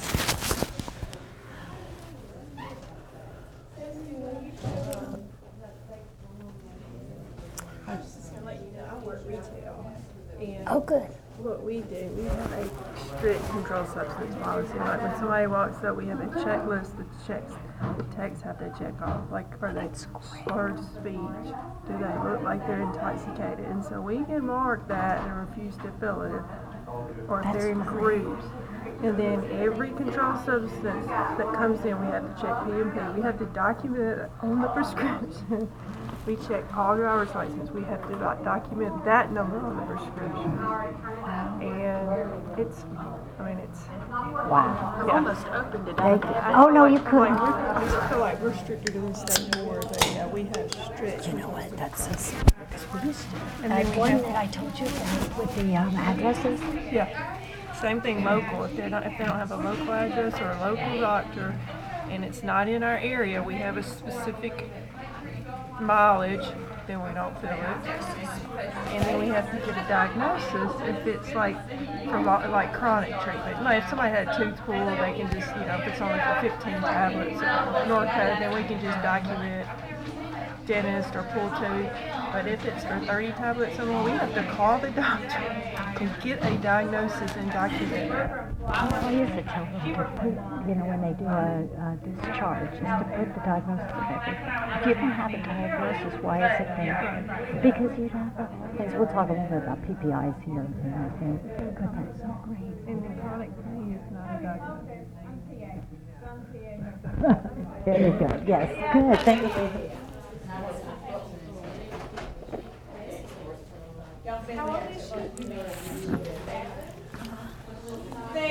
Terry and the rest of the gang involved in it. Okay.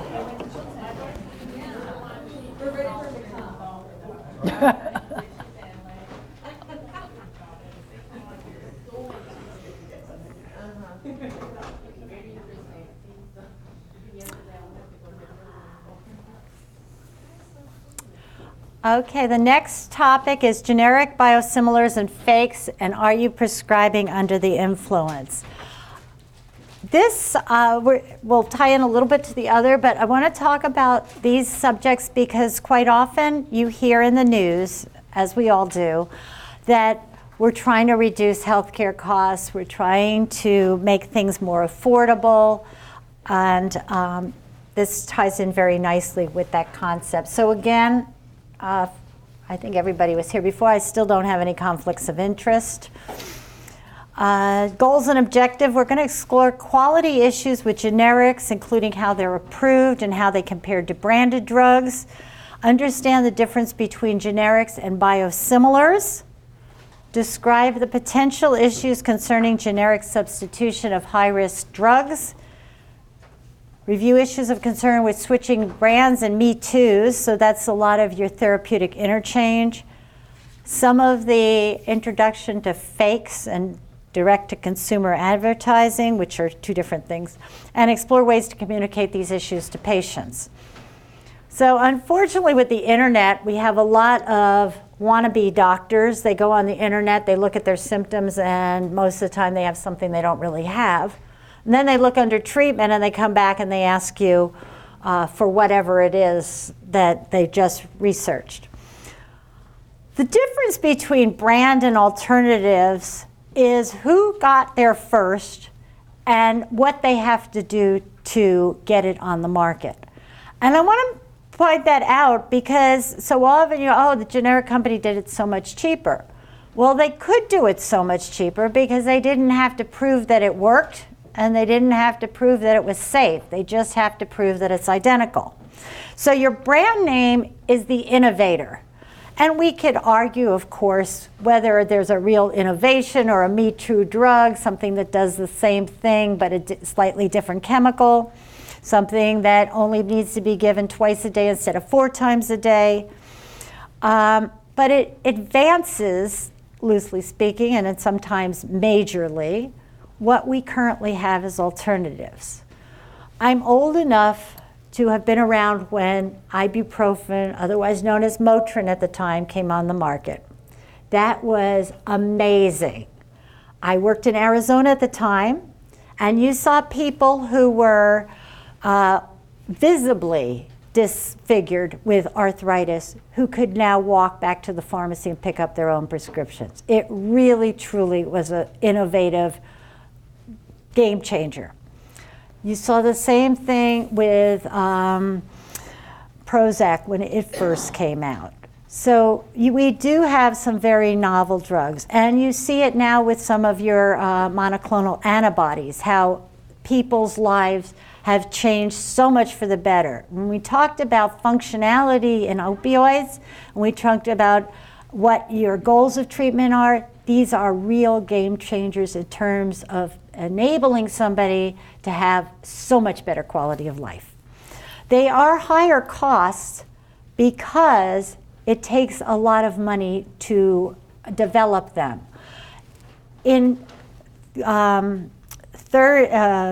clinical trials, the third stage clinical trials, you are dealing with 600 or so patients. You're dealing with 30 medical centers, maybe 20 medical centers. So that's that many doctors, that many patients, that many site visits, etc. And profit from in those companies usually is used to develop some amount of research. That's not to say that people don't get rich off, if you're the CEO or something, but you are also regenerating and coming up with something new. Alternatives and generics cost less, particularly generics. Their content of dosage form may or may not be listed. Of course, that's with alternatives. And profit is primarily for wealth. So in the terminology from the FDA for reference or brand products, those safety and efficacy have been demonstrated. Safety starts out being demonstrated in healthy patients, so that's where your pharmacokinetic studies come from. So when you have the patient who actually has the disease, it should be similar, but it may not be identical. Generic products have a shortened process for going through the approval because they have to demonstrate they have the same active ingredient, which is chemistry, and they have to demonstrate the same bioavailability, which means that it will absorb at the same rate and distribute at the same rate. They actually don't have to do anything with elimination or metabolism. They just have to make sure that it goes in and is at the right place in the right area under the curve is what we call it. So it distributes to the affected tissues at the same rate. Its determinants are Cmax and AUC. There's no duration of action. There studies done on this. And the variability, and this is important, is about 20%. So you could be, if you had 100 milligrams of the brand name, you could fall out to 80, it has to be labeled 100 milligrams, but you could fall out into a blood level of 80 or 120 and you'd still be generically equivalent. Way back in 1984, Waxman Hatch put an amendment on that said, okay, we need drug competition and we need patent term resolutions so that people can develop drugs that are less expensive. We don't want to misrepresent something to the public. So we don't want a label that says this is identical, but it really isn't, hence the bioavailability. However, the Orange Book is not dictatorial. You don't have to use the FDA book, and I'll show you why you would and wouldn't in certain cases. But it is information. It's one of the resources we can use to make professional decisions. And we is the healthcare team, the P&T committee, not just we the pharmacist or we the physician. The premise is that if you are bioequivalent, if you get into the tissues at the same rate, then you should be therapeutically equivalent, which means that you should be able to interchange the two products. It does say in the Orange Book that professional care and judgment should be exercised in using the list.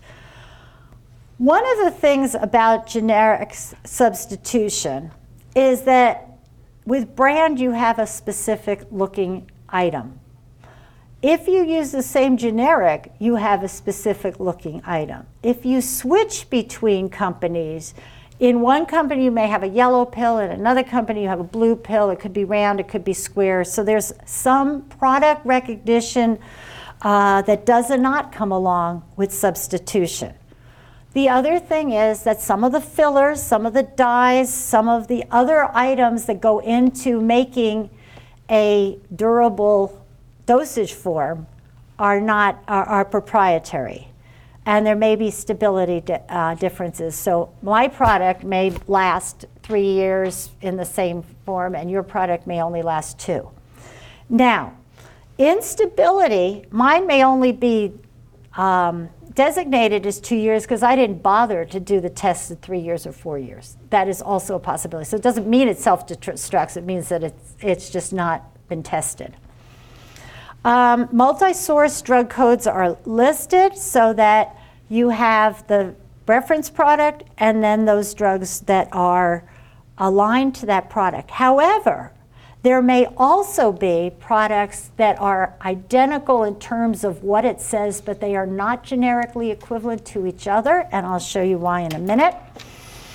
And if you have a single source drug, it just lists the drug with no, so in the time of a patent, it will only have a single source. And they also may have some drugs on the list that are no longer really on the list. Some of the products that are not rated, one of them has to do with dosage form and inability to test, like birth control products, but you can use other data to decide whether something is going to work or not. Extended release dosage forms often have different proprietary mechanisms within them that allow for the dissolution over time that may change that, so that your overall area of the curve might be the same, but your peaks and valleys may be different. Also delayed release. So we're going to talk a little bit about Depakote in a minute. If any of the products have questionable or confirmed issues, then they would be B rated, so it would be BB instead of AB rated.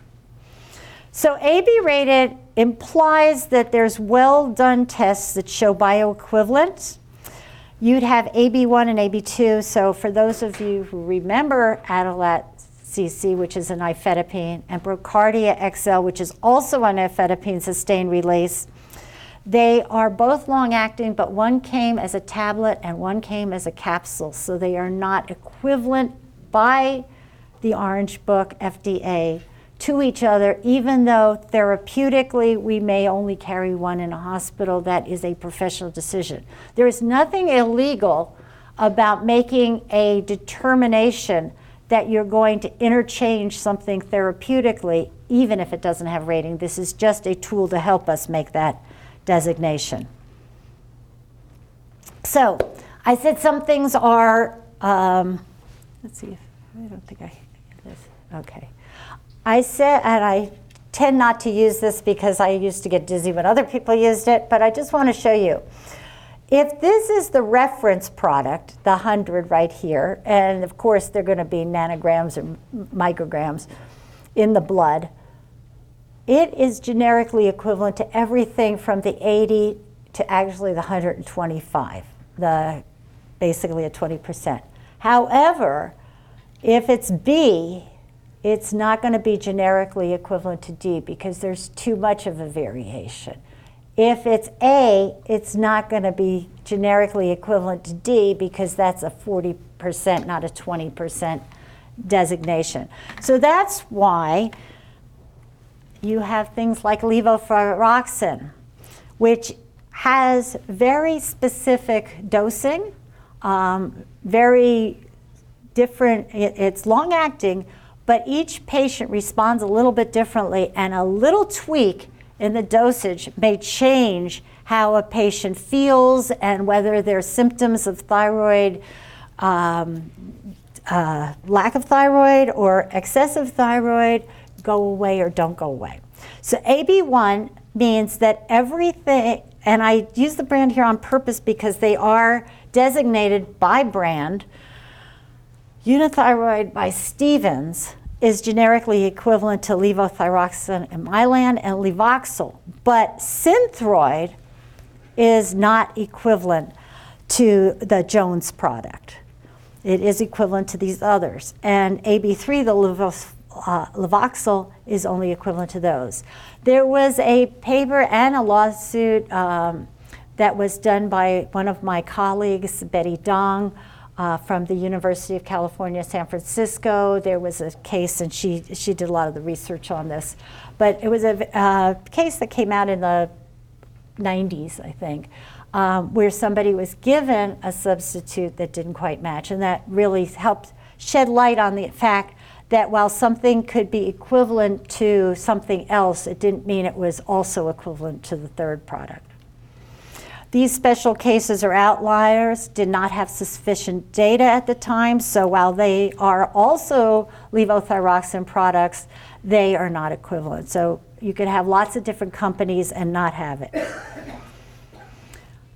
The standard in terms of the bioavailability of all products that are studied generically has held up very well. And these studies that did 224 bioequivalent studies in the first paper showed that the variation of area under the curve was about 3.5%. And on the other paper, it was about 4.29%. Now again, most products are within that 3%, so they're all equivalent to each other. There are special cases, mostly those with narrow therapeutic index, where it makes a huge difference. The FDA does not require that all strengths of any given product be tested. So they could have, you could have 100 milligram, 500 milligram, 250 milligram, and somebody decides to just check the 250, maybe, maybe not on the 100, it's just assumed. The other thing about this is that, again, it's a bioavailability, so it's done in a healthy population and done in only 20 patients or so, maybe 30. So pharmaceutical equivalents versus alternatives. This speaks to your issues of P&T formularies in a health system, and what are we going to carry, and is it therapeutically equivalent, and can it substitute or not? So equivalence is you have the same active ingredient, the same dosage form, so it's a capsule to a capsule, it's the same strength and the same route of administration. In a hospital setting or other health system setting where everybody agrees, you could have the same active ingredient, a different physical dosage form, so a capsule for a tablet. You could even have, let's say in PPIs, that you want to say, you know what? We get famotidine injectable very reasonably. For anybody who needs this dose, they're going to get an injection or they're going to get a tablet, either way. You see that phenytoin 100 milligram capsules, as an example, could be substituted for 100 milligrams for 4 mLs, and that would work. You also have different salts and esters, and it may or may not make a difference. So hydroxyzine hydrochloride could, in a sense, be substituted in a hospital setting for hydroxyzine pamoate, because the P&T committee decided, and it didn't have any therapeutic differences, although they are not generically equivalent by any stretch of the imagination. A different salt is a different salt. The standard of treatment for making sure that something is bioequivalent is a crossover study. It's 2 treatments, so what you basically do is give somebody drug A for 2 weeks or 2 days or whatever number you're using, give them a washout period, and then give the same people the other drug. And usually you blind it, so half the population is on drug A the first week, and then B the second week, and vice versa. So you'll have half of them on B the first week, and then A the second week, so that you just see that, okay, there's not residue on this side, there's not residue on that side. You can be therapeutically and generically equivalent while having scoring configurations. There is a trazodone product that has 3 scores on one side and 2 scores on the other side. That doesn't make any difference. The release mechanisms are often proprietary, so those could be different. The fillers, the dyes, the binders, the coatings, the diluents. And packaging doesn't make any difference. It doesn't matter if you're 30 to a container, 100 to a container, 50 to a container. You use glass, you use those bottles, doesn't matter. So in a hospital interchange, we can have same clinical effect and safety profile, but the actual drug may be different. So we may decide in a hospital setting that our only H2 is going to be famotidine, or our only PPI is going to be omeprazole, or whatever we choose. We may decide that the only thing we're going to use to treat GERD or acid reflux is going to be one or the other, and we're not even going to carry the other. You should have the same safety profile, so you don't want to make anybody more sick than they could be. And doses may not be equivalent. If we decided to make every, let's say, acid suppressant, omeprazole is going to be very different than if we made everything famotidine. These are based on clinical and professional decisions. Now, biosimilars are a new product, a new group of products that came out, and I want to differentiate because biosimilars do not have generics. They are not generics for a variety of reasons. What they have to prove is that it can be expected to produce the same clinical effect or results of the reference product. A different standard of treatment. There is no chemical for chemical. There isn't any bioavailability or bioequivalence. The ultimate goal would be interchangeability, which would have to have the same standard as, if you will, a generic in terms of the FDA.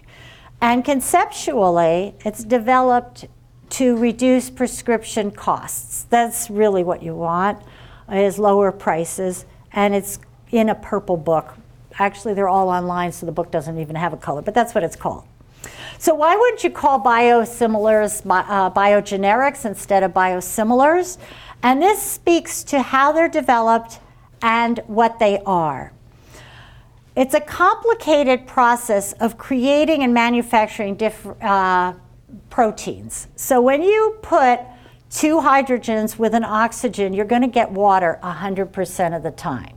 And in any of our complex things, if you put certain milligrams with, or certain number of atoms with certain other number of atoms, you get the chemical that you're looking for. But proteins are different.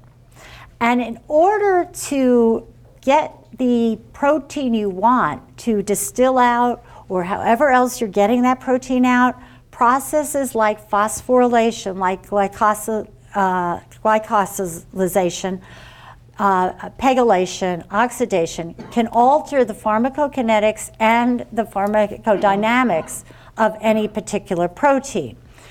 As well, when you're distilling these things or however else you're getting it out, you could have residue left on that may alter it slightly. If this doesn't make a whole lot of sense, think about wine, where you have, they're all red wine or they're all white wine, but there's a different flavor because there's some residue left on, there's some inert materials, there's some live materials that may have a difference. If you think about other kinds of cooking things, I always think that cooking's easy to tell the difference.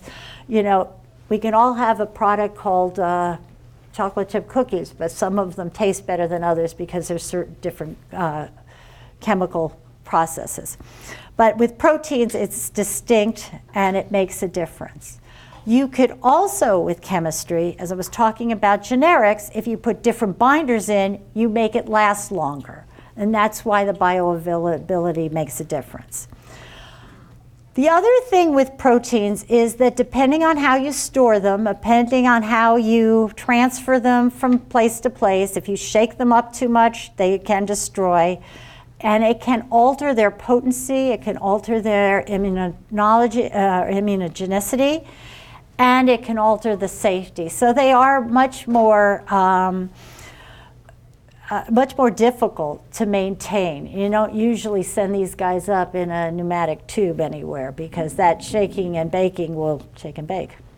So in other words, if you're dealing with two chemicals, you can make them equivalent in the laboratory in a similar way. But when you're dealing with living things or things derived from a living source, it's much less of an exact science when proteins are involved.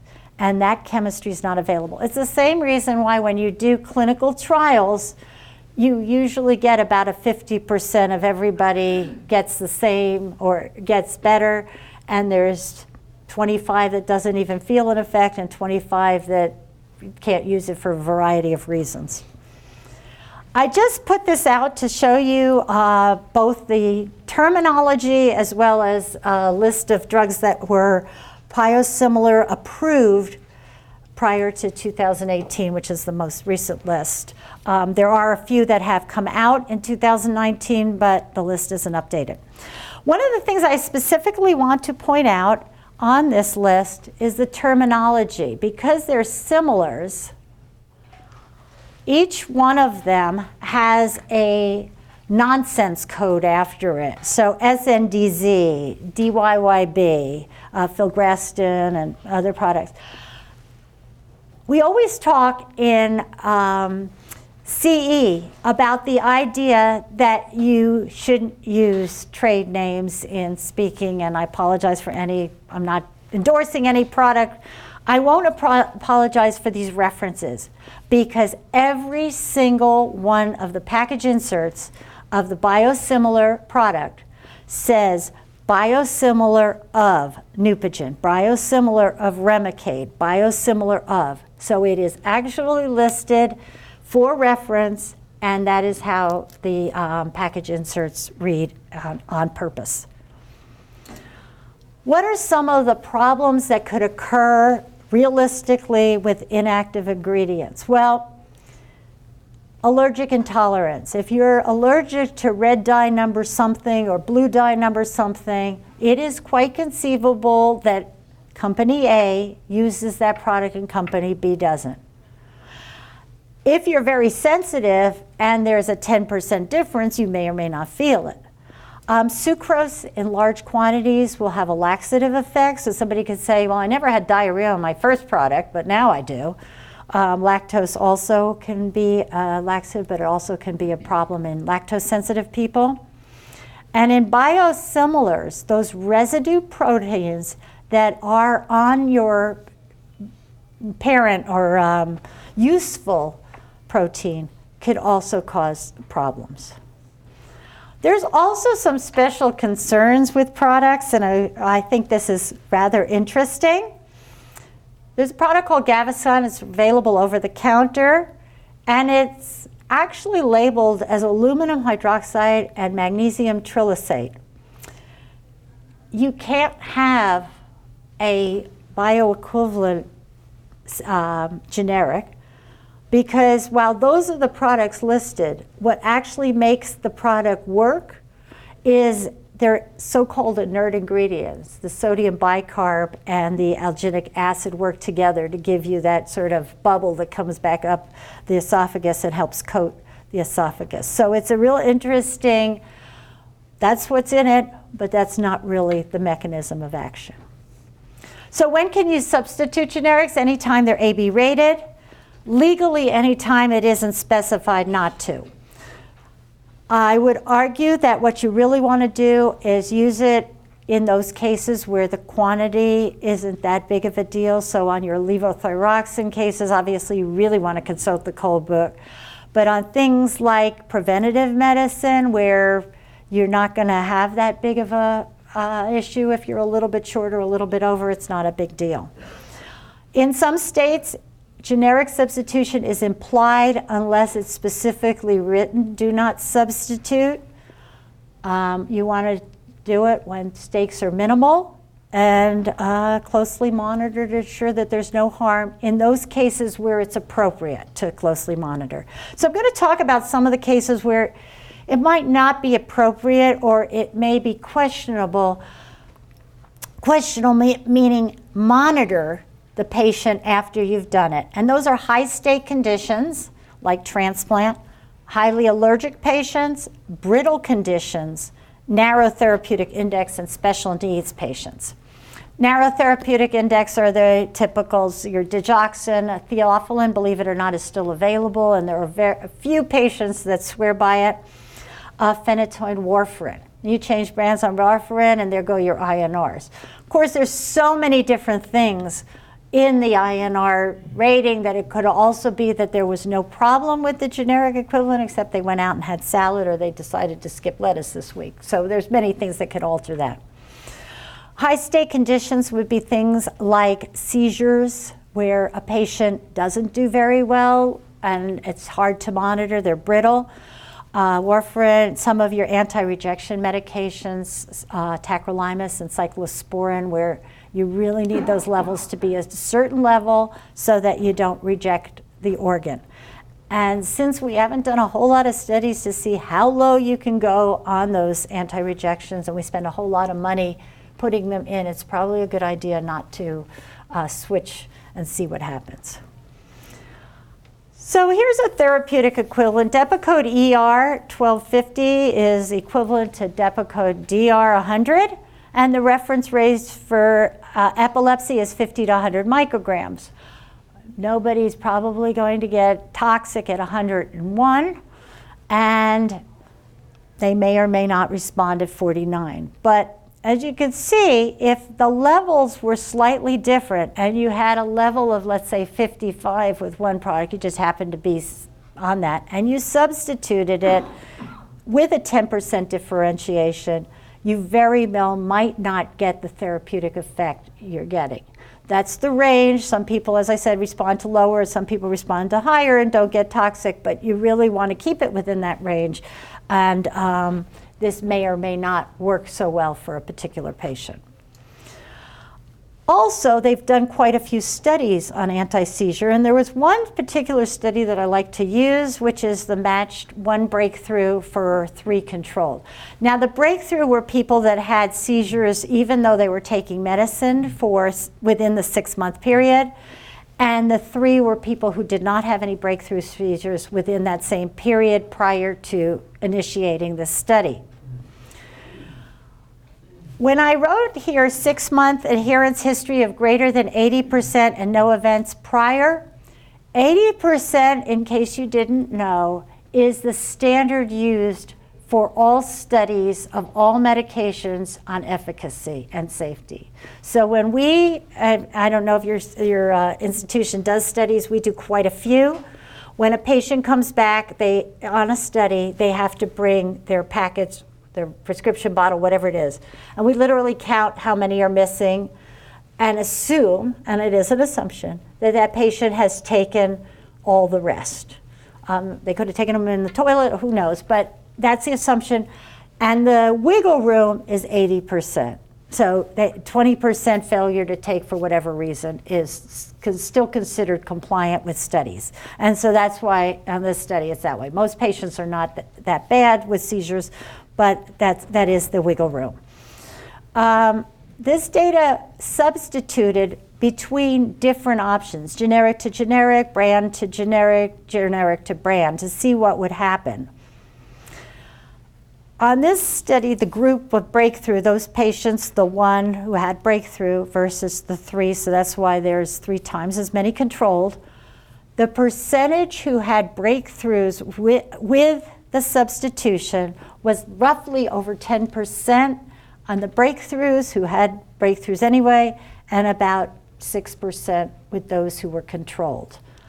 Generic to generic was the highest of breakthroughs. Generic to brand, about 20 to 15%, depending on which side, and brand to generic was about 32% or the second highest. So it's interesting that when you went back to brand, it didn't happen, but we don't know, because they did a follow-up and they said, well, breakthrough is 80% more likely to have had a substitution than the control group, but 75% of those with breakthroughs had more than one anti-epileptic drug, whereas only 59% of those who were well controlled had one anti-epileptic drug. So the difference between the type of substitution wasn't statistically significant, but it's something to keep in mind, because certainly having a seizure can be incredibly disabling, especially since, at least in some states, you have a 6-month no driving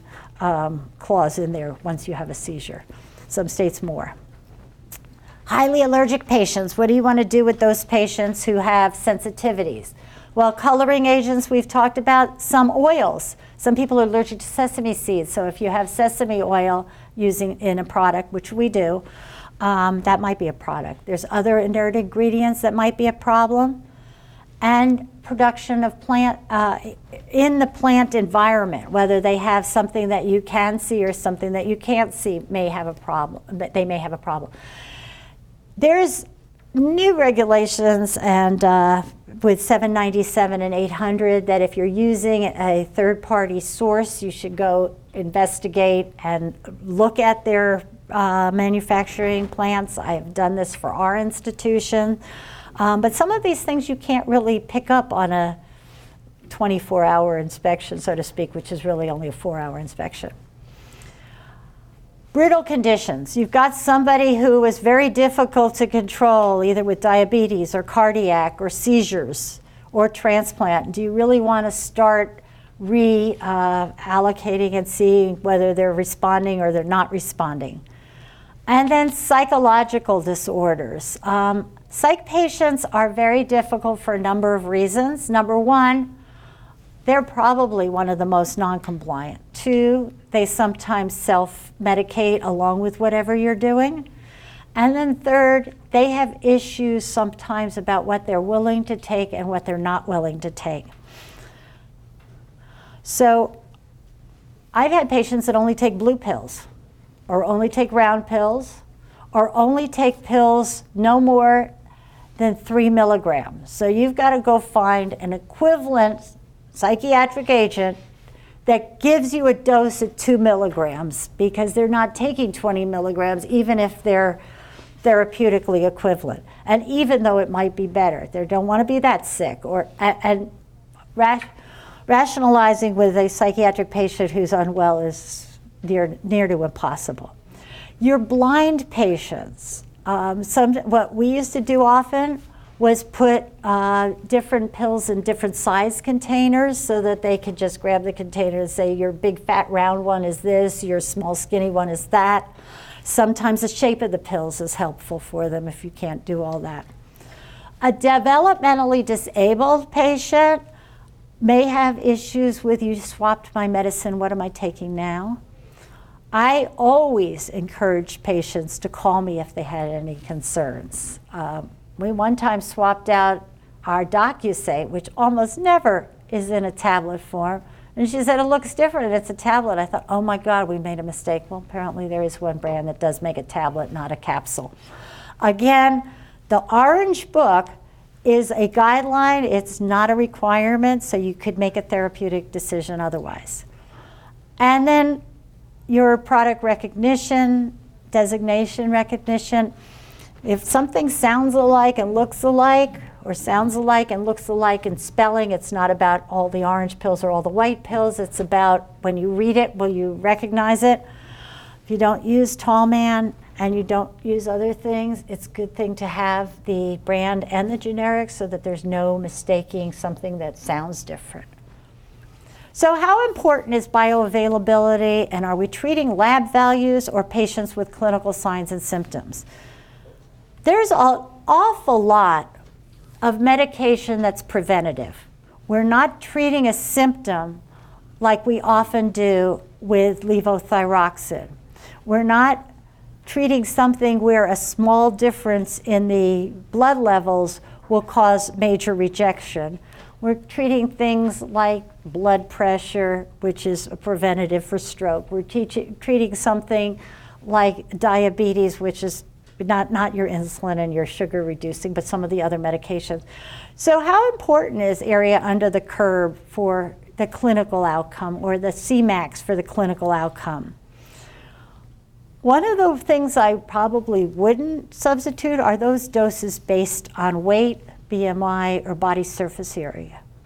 If you have a medication that has 500 milligrams, whether you weigh 100 pounds or 400 pounds, you kind of know that there's a large margin of safety there, because it's not going to hurt that small patient, it's not going to hurt that large patient. But if you're dealing with something that has very specific differences between one BMI and another BMI, maybe you don't want to play games so much.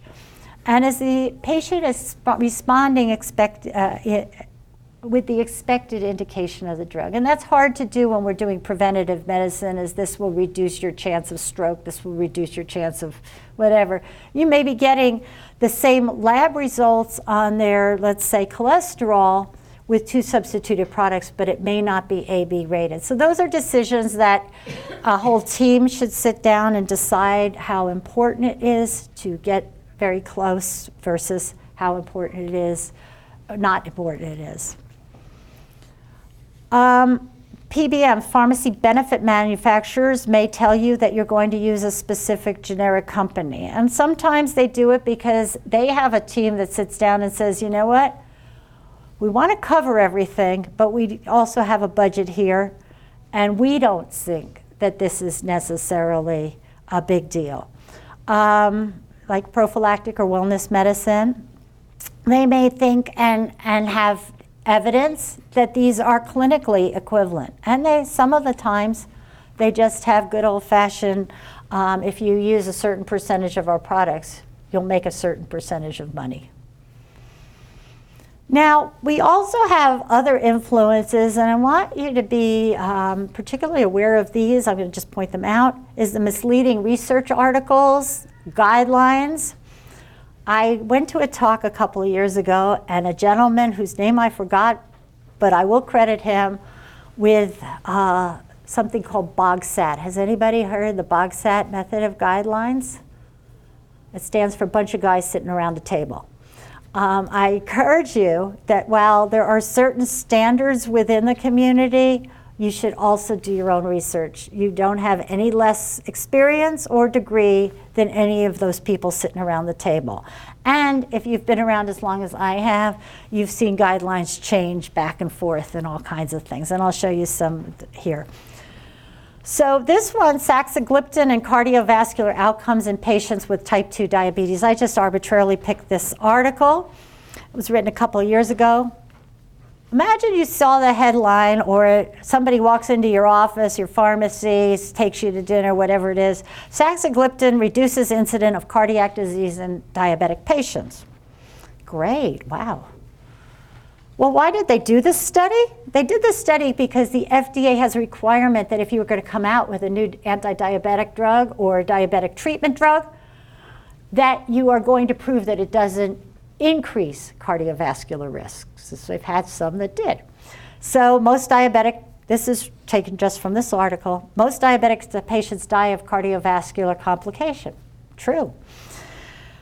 In 2008, both the European Society and America decided that we were going to make sure that these products either demonstrated cardiovascular safety or reduced cardiovascular risk.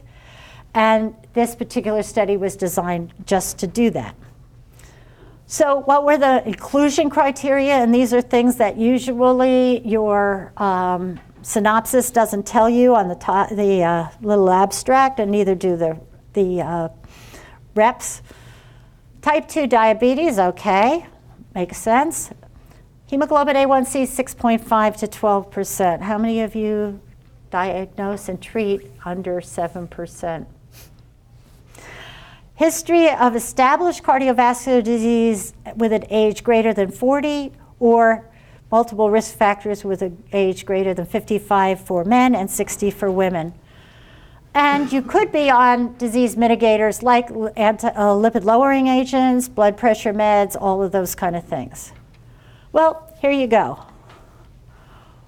Roughly, first of all, they didn't have everybody in their inclusion criteria. In fact, they had roughly 10% that didn't even meet inclusion criteria, but they were listed anyway. You have about 25% that wouldn't be considered diabetic by standards. They may be pre-diabetic, but they aren't diabetic by the standards. And so roughly you only have about 75% of the sample that would even fit into that group, and they did not separate out how many years the patients were in. The results of this study were that 400 less, or a 6% difference of patients in the saxagliptin group, required an increased dose. Well, that makes sense because you've got them on a sugar-lowering device, an additional sugar-lowering device, but it actually isn't that many. And the only statistical difference was the hypoglycemic event. Well, that makes sense. And the hospitalization for heart failure, which is weighs in favor of the drug, but not significantly. All other risks and safety factors were identical. We have a whole litany of overzealous published ideas, and I want to put them out because quite often, whether you save the money on a generic or you prescribe the brand, there's some things that we maybe shouldn't be prescribing at all, and let's look at some of those. Hormone replacement therapy in all perimenopausal and menopausal women. So a study came out, and it said, well, if you want to maintain bones in women who are perimenopausal, you should put them on hormone replacement therapy for life. And so roughly 20 years ago, everybody who was anywhere from 45 to about 60 got a new prescription for estrogens, and they were put on those essentially for life. And then we found out that the reason their bones stayed healthy for the rest of their life was they were at an increased risk for breast cancer. We didn't look for breast cancer, we looked for bones. Stress ulcer prophylaxis. This is one of my favorites, and we did some research ourselves at UCI. Before PPIs came out, we didn't even talk about stress ulcers. It wasn't even so-called, stress ulcers meant your job was too difficult or your home life was too difficult. It didn't mean you were hospitalized. Then all of a sudden somebody comes out with a product, PPIs, and they go, this reduces stress ulcers. And we did these studies. We dropped tubes down into the stomach and we found blood. Well, guess what, folks? If they drop tubes down to most of our stomachs, they'll find a little bit of blood. Well, it came out that everybody that had walked in a hospital was put on a PPI. And then some of them were continued because it was on when you left and you were taking it. So write out these prescriptions and everybody's on it. Now they come back, they're on PPIs, it's a pre-existing condition. We actually did a study about stress ulcers. I know they've done more since then. We didn't publish ours, it was just my little soapbox, if you will. We took all the patients in general med who were on PPIs and all that weren't and looked for stress ulcers in the random samples, actually. And when we didn't find any, we went backwards, which isn't the real way you do research. We said, let's find all the ulcers and look back 2 weeks to 4 weeks and find out if they were in the hospital. We didn't find any that way either. And we did the same study in the ICU and had the same results. Now there's a system-wide, because we've now come out with, oh, these things are not innocuous, they don't cause no harm. We now say, you know, if you don't have a reason to have a PPI, you probably shouldn't be on one for life. Calcium supplements were another, oh, everybody's got to be on calcium because it protects bones, and they found out, well, it doesn't really. Vitamin E supplements for all the things that vitamin E can do for you, which it doesn't. Super tight glycemic control in the ICU, and this is one of my favorites only because, first we have some ICU people here. The study actually was only done in surgical patients, but I have a colleague that went overzealous and said, oh my God, we've got to do this. Well, it turns out that if you tightly control on medical patients, you actually do them more harm than good. So that kind of, the guideline developed in our hospital and went out almost as fast. And Betrixaban for extended post-hospital VTE prophylaxis, and I love this one because it advertises itself as the only drug with this indication for medical post-hospitalization treatment. I don't know how many of you are aware of the new guidelines that came out at the beginning of this year, which said that medical patients have more risk than benefits if you continue prophylaxis post-hospital on those patients. So it's a drug that came out with the only one with an indication that kind of doesn't really have a use. Fakes and stakes. So let me briefly talk about this. We have had a problem in this country with our valsartan. The problem with valsartan was two products that were attached to it in outside this country factories, which makes it a little difficult for us. But I will talk about that just a little bit later. I want to talk about the 5 to 7% of medications that are estimated to be tampered with, mislabeled, or otherwise fraudulent. Valsartan is an outlier, but for those agents that are coming from different countries because they save our patients money, there is no valid science behind some of those. Some of the inert ingredients might be toxic. Some of the tablets may just be fillers. And again, if you're taking something you don't need, well, then it maybe is not a big deal. But most of the time, you're not taking something you don't need. And so you might have the right labeling, but the wrong substance inside. And since they're coming across without any regulations, it's hard to tell whether they're subtherapeutic or not. And there is no recall history on this. There's also quite a few people that claim on the internet that they're from Canada. They're not really from Canada. That doesn't mean that nobody's from Canada. It just means that some of the sales pitch is incorrect. But one of the hardest parts is that foreign plants aren't inspected the same way American plants are. Now, we all know that Joint Commission comes in. They'll tell you a couple of weeks in advance when to prepare. And let's be honest, we all do a super, super good job of sprucing up the place within that window of Joint Commission. I'm sure, because I know we do. But it's hoped that we also keep most of the same standards the rest of the year. In these foreign plants, we give them enough time to redo the data. It's not even an issue. They can show us anything they want. We're not there long enough to see what happens on an ongoing basis, and we certainly don't go back and forth easily. So we give them a lot of time. They fudge, they hide, they tamper with. That's not everybody, but it's enough to make you wonder whether you're getting the right ingredient. The other thing is expiration and shelf life. They may be unknown, they may be unmonitored. And storage conditions are unknown. So the Valsartan issue was something that was unfortunate. We don't really look for nitrosous dimethylamine on our Valsartan. We look for Valsartan or the NDEA, and we didn't find it. But eventually it was found as a toxic chemical. Whether or not the amount you had in those products from the raw ingredient from those plants was significant is undetermined, but we do know that some of that product in some quantities may cause cancer, and so they were pulled. So that's why there was this big shortage. Normally shortage happens because there's a problem in the plant or there's a problem with the raw ingredient. Usually it's not this extent of a problem or this type of a problem, but it can happen.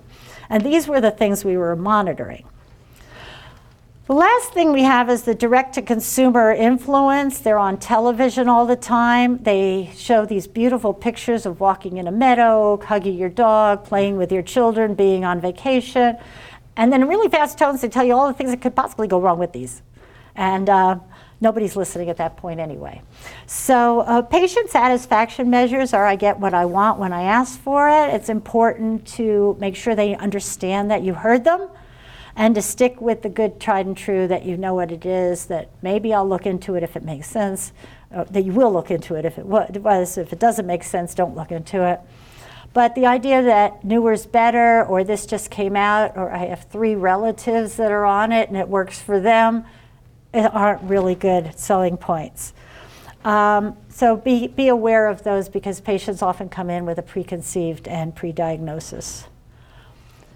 One of the things when you're dealing with generics or you're dealing with brands and you're monitoring a patient, if things start to change when you're doing blood levels, if you're looking for secondary signs, if you're getting changes, ask the patient about whether they've switched companies, they're taking it the same amount. Most of the time you're not going to find them. They'll tell you if there's an issue. You know, my blood sugar's going up, I'm colder, I'm hotter. But most of the time they're not going to see a difference. Encourage your patients to stick with one pharmacy or pharmacist. It's not because we want all of the business, it's because we have all of the records. If you go to a whole bunch of different pharmacies, we don't have all the records. And while I talked about opioids having a prescription monitoring system, there are many other things that don't have monitoring systems, like multiple blood pressure, multiple hypoglycemic medications. We've had patients come in who don't take their prescriptions regularly, who are on lots of blood pressure medicine, and we put them on one and we have to take them off because they don't, they aren't really taking those things. If you have a particularly brittle patient, or you have a patient who has particular idiosyncrasies, do not substitute is probably a good idea. For us and for patients, they should know where they're buying it from. It's not just about the cheapest price. Don't use medications that are tampered with, look tampered with, have either too bold or too fuzzy colors. The lines are thicker or thinner, the slants off, or the labeling is substantially different when you're expecting something. And then, if a patient wants what they want and they're going to do what they do, there's some amount of that you can't control, but sometimes you can talk to them about equality, like the difference between 2 cups of coffee or a restaurant that looks questionable. If it's a very important, meaning narrow therapeutic and important for their health, that's another argument. I always tell patients they deserve the best in health care. And I have been known to come up with the worst case scenario and present it to them as these are what happens if you don't take care of yourself. It has worked. I don't always advise that, but it has worked in the past. But make sure that your patients know that you're in it as a teammate and that you're concerned for them. A lot of studies, I should say, have shown that your concern and your humanity towards your patient go a long way in helping them stay well, also in their satisfaction with you as a provider. You can make errors if you're nice. You can't make even a non-appropriate, non-big deal error if you're not. So generic equivalency and biosimilars control prices by accepting safety and efficacy that has already been determined by the parent or reference product. Generic manufacturers must prove that the chemical and bioavailability are equivalent. Biosimilars have to demonstrate that there's no appreciable safety or efficacy issues. So you can have slight differences, but you can't have a lot. Variation in inert material or fillers is permitted, but as long as it doesn't interfere with bioavailability, but it may interfere in terms of the patient's overall safety. And despite ratings, some patients may have different results to different generic medications. So some conditions, especially brittle ones, warrant continuing on the same brand. If they're on a generic brand, you may ask that they stay on that. So you may say Mylan only, which is a generic company, or any other of the companies. High stake conditions and medications with narrow therapeutic indices that have significant quality of life issues, probably a good idea to either stick with the same brand or monitor closely when changing. And in final, there's no substitution for good clinical judgment. So I'll take questions. Yes, sir. When pills are scored, I thought some question had been brought up at one time, at least in my mind, about the distribution of the medication within the pill. You mean the 2 halves? Or the two, assuming there's... Whether it's equally distributed throughout the tablet. So the question is, when you have a pill that's scored, or even if it's not and you cut it, you get the same amount of medication in each portion. Okay, so the question was, if a pill is scored, do you get the same amount of medication in each half? And the answer would be yes, unless it breaks unevenly. So a scoring with a straight edge razor or a pill cutter will score evenly, usually it will. A pill kind of cut with your teeth or cut with a household knife probably won't. But in terms of making the whole pill, these are made by large vats of medication that are mixed very well and then compressed. And so it will be more or less evenly distributed. But again, if you cut it and you get uneven parts, it will be different.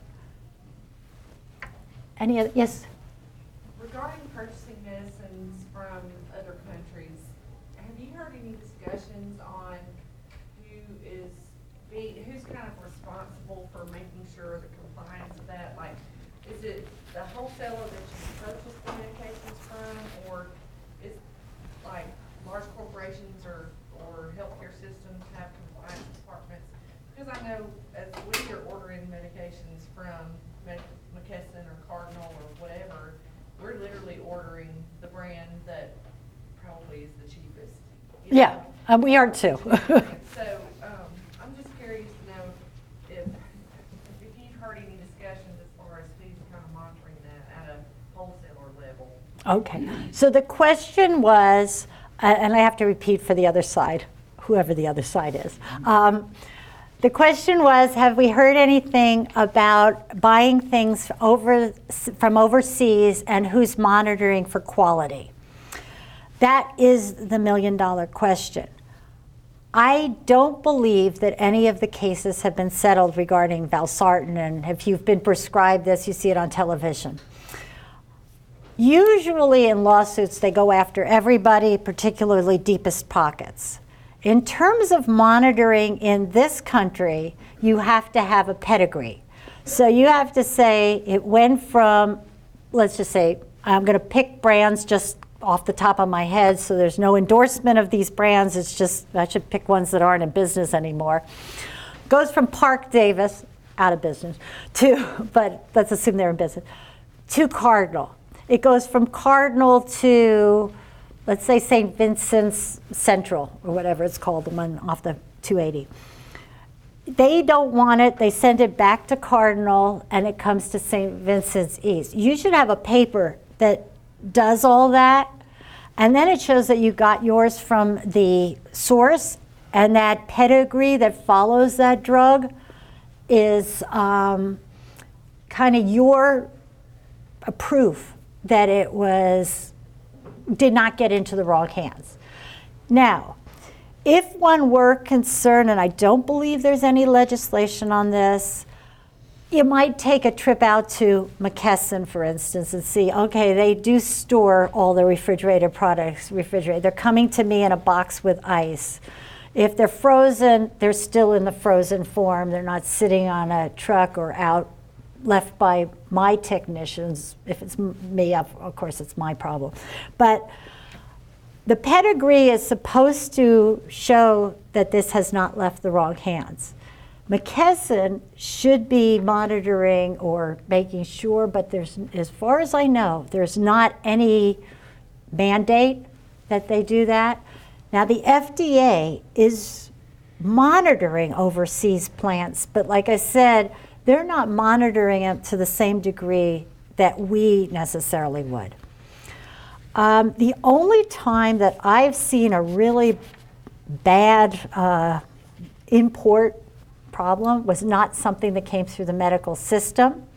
We had a 50-ish-year-old professor who went to India quite frequently to pick up natural. They came in jars. Most of them looked like you went right out of a barn and picked up whatever was there and put it in a jar, but that's my opinion.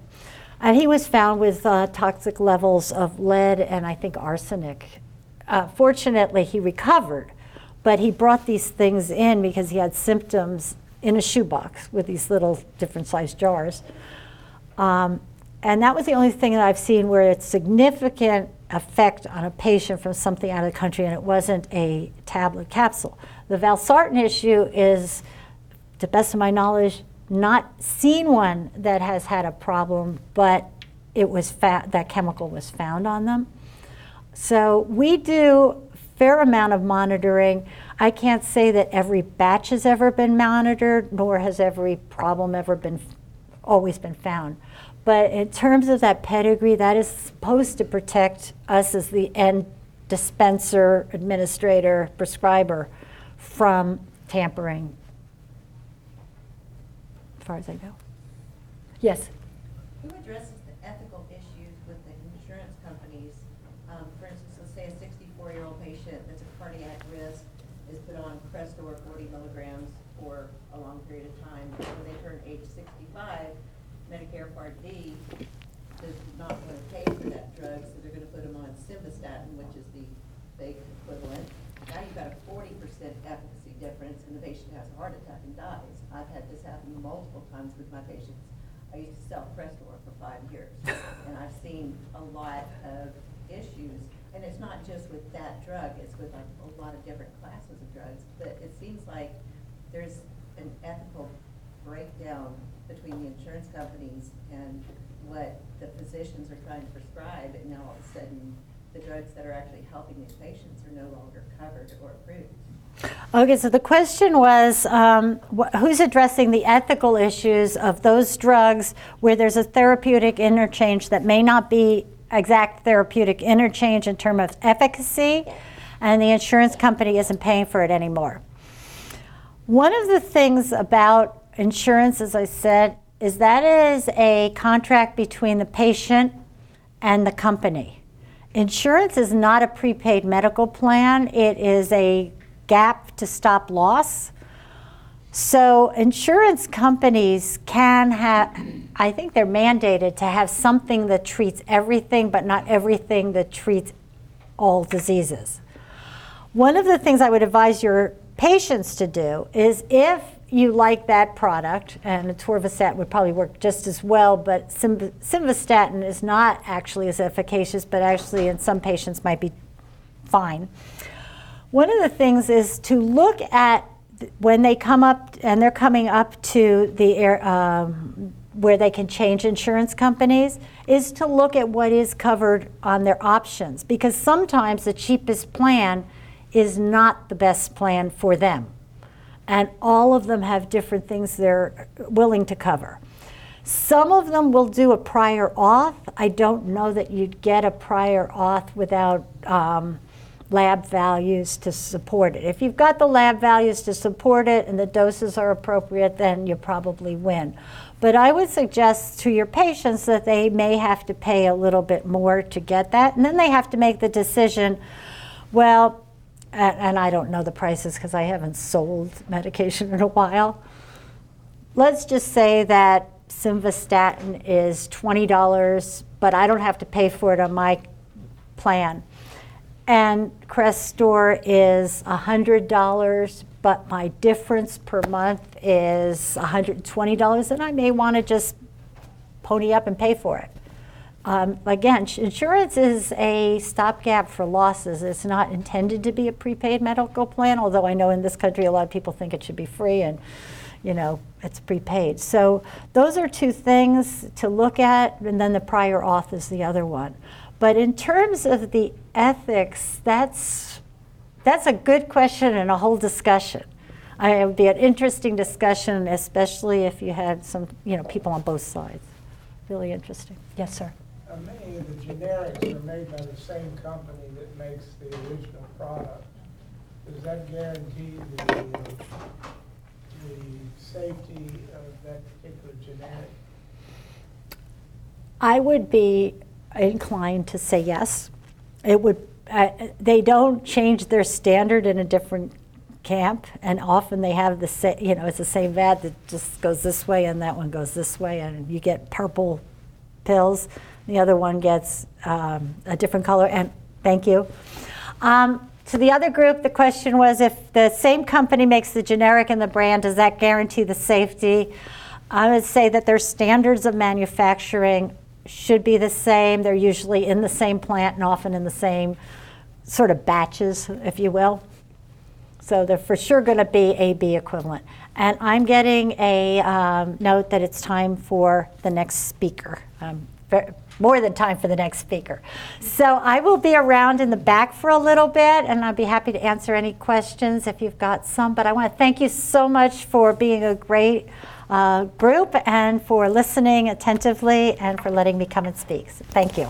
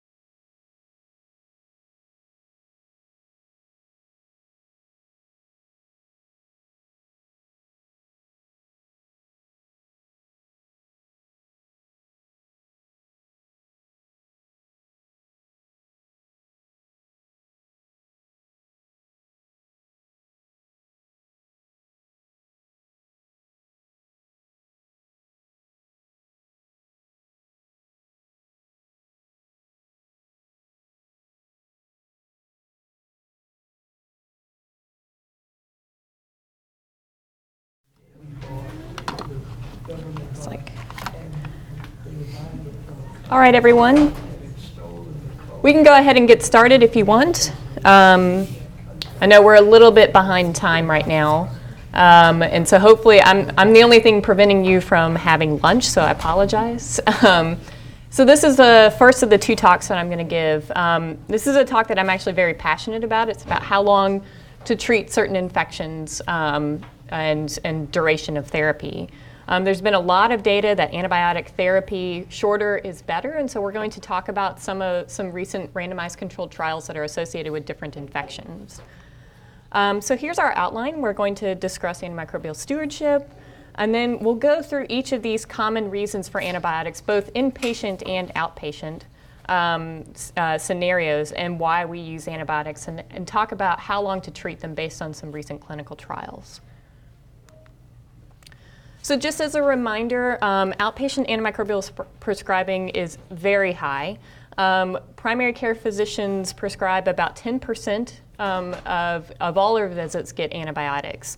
You can see that in our antibiotic prescriptions per 1,000 in 2015 data, Alabama is very high. We have rates that are over 1,000 to somewhere between 1,000 to 1,300 per 1,000 population. So that means that people on average are getting 1 and maybe even 2 prescriptions per every time they see the physician over a period of a year.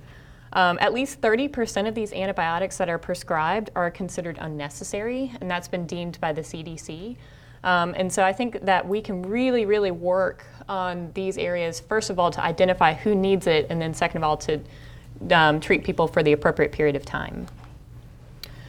So antibiotic overuse really does breed resistance. It causes antibiotics to have selective pressure onto these bacteria, and so then that drives resistance. We, as clinicians, tend to prescribe in periods of 7 days. I think it just makes it so much easier for our patients. We say, you start here and you do it for a week. And that's what's been kind of termed Constantine units. So we do 7 days, 14 days, 6 weeks, et cetera. But really there's more data now pushing that maybe shorter is better, and maybe we can prevent some of these antibiotic adverse events. Really general internists play a key role, because a lot of times I'm not seeing your bread and butter cellulitis, sinusitis, or community-acquired pneumonia. I'm seeing more of the complicated patients. So general internists are key here in emergency department and pharmacists to identify what's the appropriate therapy duration. So we'll first start with skin and soft tissue infection. So really, skin and soft tissue infection is challenging to diagnose. How often have we seen what looks like a raging cellulitis, but actually is probably venous stasis or something like that? So it can be very difficult in certain cases. In patients who are immunocompromised, they may not have the standard cellulitis presentation compared to others. Over the past 10 to 15 years, there's been this significant increase in MRSA, methicillin-resistant Staph aureus. And because of that, it can add a layer of challenge to choosing the right antibiotic for this infection. There are about 6.3 million office visits per year that are attributable to skin and soft tissue infections. So I kind of think about it into 2 different types. We have our cutaneous abscess, so that's a painful collection of pus that's underneath the dermis or the deeper tissue layer. This is usually skin flora like staph, and particularly MRSA is a common cause of this. In cellulitis, however, that's more of a diffuse superficial spreading of infection without a collection of pus. So those can be staph, it can be MRSA, but I also think about streptococcus as a common cause of there. So those are the 2 ways that I think about it. And the reason that I think about it in those 2 ways, because you treat them in through 2 different pathways.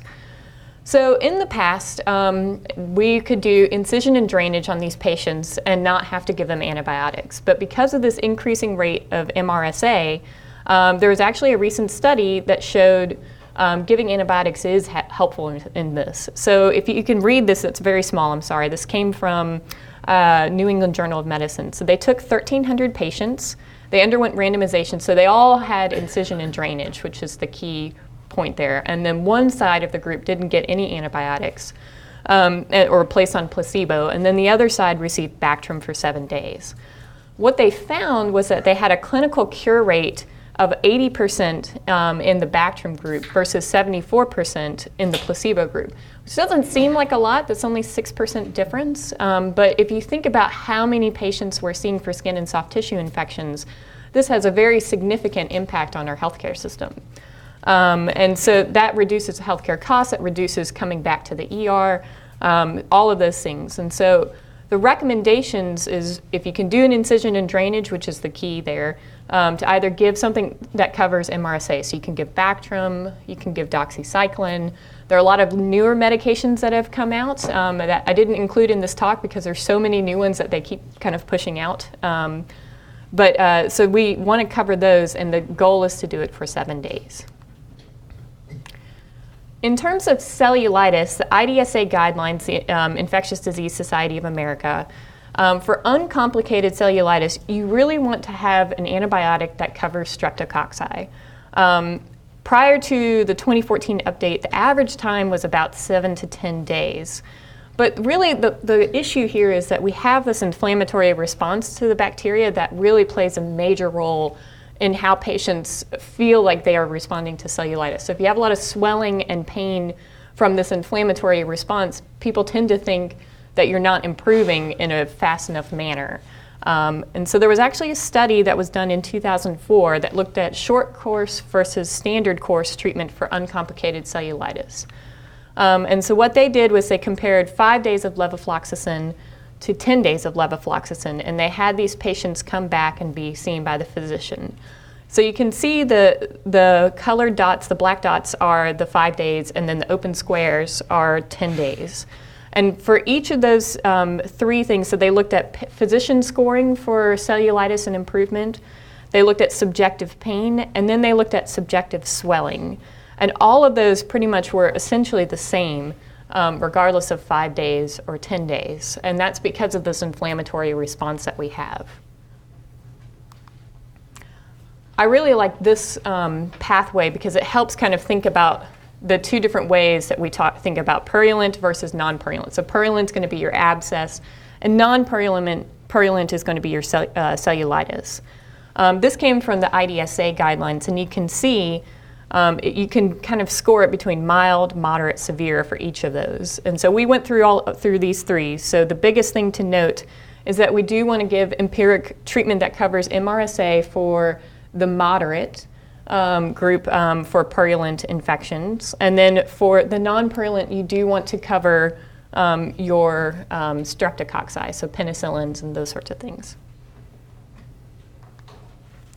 So in conclusion about skin and soft tissue infections, antibiotics that are active against MRSA following incision and drainage may reduce the recurrence of abscess, particularly in patients with certain clinical and demographic characteristics such as diabetes and size of lesion. It's really helpful that if you know your patient well and being able to have them to follow up, which, I mean, that's another, we could talk about that for days about issues with our healthcare system and having primary care physicians. But that's the key, is to make sure that they can have some sort of follow-up and that you can trust your patient to continue to look at their infection. In patients with uncomplicated cellulitis, short-course antibiotics for 5 days that are active against streptococci should be recommended. And you want to be able to self-monitor with close follow-up. Okay, so moving on to sinusitis. So here's a classic patient presentation. You have a 28-year-old female who comes in with acute onset of nasal discharge, frontal headaches, and fevers. The fevers resolve after about 2 days, but 12 days after her initial fever, she continues to have nasal congestion and this purulent nasal drip. So is this acute bacterial sinusitis or a persistent viral upper respiratory infection? And a lot of clinicians are constantly struggling with this question. What do we do with a patient that has symptoms of sinusitis? So just as a reminder, sinusitis is a symptomatic inflammation of the paranasal sinuses and the nasal cavity. It affects 30 million adults in the US annually. We kind of break it down into 3 different groups. You have acute, which lasts up to about 4 weeks. Most are caused by a virus for those acute ones. but can also be associated with asthma, allergic rhinitis, smoking, exposure, could be allergies, those sorts of things. Subacute is going to be anywhere from 4 weeks to 3 months, and then the chronic is lasting more than 3 months. About 90% of patients with a viral upper respiratory tract infection have acute viral sinusitis. So if you have a cough and having kind of runny nose, a lot of patients have that kind of sinusitis pressure that are all associated with a virus. Really only 0.5% to 2% of that sinusitis that you originally have progresses to bacterial sinusitis. And so the common pathogens that I think about is Streptococcus pneumoniae, Haemophilus influenza, Moraxella catarrhalis, and Staphylococcus aureus. So the first three are all common things that we see for community-acquired pneumonia, and then Staph aureus is kind of an outlier. Interestingly, natural history of bacterial sinusitis, about 85% of that small group, the 2%, will have a reduction of symptoms by 7 to 15 days without any antibiotics. There's only a very short small group of people that continue to progress and require antibiotics. However, we as clinicians tend to give 84 to 91% of these patients antibiotics. So there's a huge disconnect because a lot of patients that have these very terrible symptoms are used to getting antibiotics and think that it helps them. So it requires a lot of communication with the patient and discussion about what's best. So this came from New England Journal of Medicine. So they have actually broken it down into how to work through this. And so this is really small, but you have to start off with your acute sinusitis, and then you go through the symptoms. Are you having facial pain and obstruction and fullness? If you aren't, then you're done. This is a viral upper respiratory infection. Don't do anything else. But if you are, then you have to determine the timeline. Has it been less than 10 days or more than 10 days? If it's less than 10 days, then we'll go down this pathway. Are your symptoms increasing or decreasing? If they're decreasing, then all right, you just have a viral sinusitis, you don't need anything else. If they aren't decreasing, but you're still having the same significant pain, then you can determine acute bacterial sinusitis. And that's when you talk with your patient about whether or not, if we could do watchful waiting, maybe you're in that large group of patients that even though you have a bacterial infection, it will still resolve on its own. Or you can give antibiotics. If we go back up to the top and you have nasal obstruction and then your duration has been for less than 10 days, but your illness is worsening, then that's when you would be concerned about acute bacterial sinusitis. So the key is the time and the symptoms, if that makes any sense. And so really you can either do watchful waiting or you can do antibiotics. And the antibiotics that I typically recommend are the ones that are in this New England Journal article. So we really want, if you're not allergic to a beta-lactam, so if you're not allergic to penicillin or cephalosporins, what you would want to do is amoxicillin, which is 1,000 milligrams orally 3 times a day. The IDSA guidelines recommend about 5 to 7 days if you're otherwise acute and uncomplicated. But if you're one of those patients that has had complicated treatments in the past, then you would want to go for a little bit longer, from 7 to 10 days. If you're allergic to a beta-lactam, the next step would be doxycycline or levofloxacin or moxifloxacin. The thing that we do not want to give is a macrolide. So azithromycin is out for the treatment of sinusitis because there's been so much resistance to Streptococcus, which is a common cause of sinusitis. Okay. So in conclusion about sinusitis, most sinusitis is viral and does not require any sort of antibiotics, but with patients with significant pain, sinus symptoms, fevers, or for a prolonged period of time, you want to consider treatment for about 5 to 7 days, and your first drug of treatment is going to be amoxicillin for those that are not penicillin allergic. Okay. This is the one that I really wanted to talk about because we see a lot of community-acquired pneumonia, and we're about to get into the fall, into the winter season, so this is good timing for this. As we know, community-acquired pneumonia is a leading cause of morbidity and mortality worldwide. There's annual incidences about 5 to 11 cases per 1,000 adults, so we see this pretty often. Clinicians really prescribe long duration of antibiotic therapy because of concern that these shorter courses will lead to disease relapse or progression, which makes sense. That's why we always give antibiotics for a longer period of time. We want to make sure that this doesn't happen again to those patients. But the longer that you're on antibiotics, you're at higher risk for antibiotic-associated adverse events or side effects like diarrhea. I see so much diarrhea from all the antibiotics I give. I feel really bad for my patients. Or upset stomach, nausea, vomiting. And then some of the other things that we get more concerned about is Clostridium difficile, infection, or multi-drug resistant organisms. So the concern is if you continue to give a patient antibiotics, then that will breed resistance. So the community-acquired pneumonia guidelines, these are from 2007, so they are in need of updating. I think they're currently in the process of being updated. But their guidelines stated that you want to give a minimum of 5 days, but the patients have to achieve no fever for 48 to 72 hours, and they have to have no more than one of these, what they called a community-acquired pneumonia associated instability criteria. And so what this means, these are pretty much all the things that we look at for being able to be discharged, right? So you don't want a fever, you don't want tachycardia or tachypnea. You want to make sure your blood pressure is in the right area and that you're not having low oxygen saturation. And of course, you want to make sure your patient can eat and have normal mental status. So those are all pretty standard reasons to get people discharged. So those are the criteria that they look at.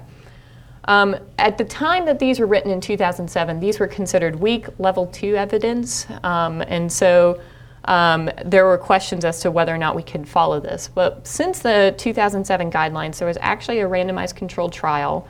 It was multi-center and it involved 312 patients. 137 received antibiotics at the discretion of the provider.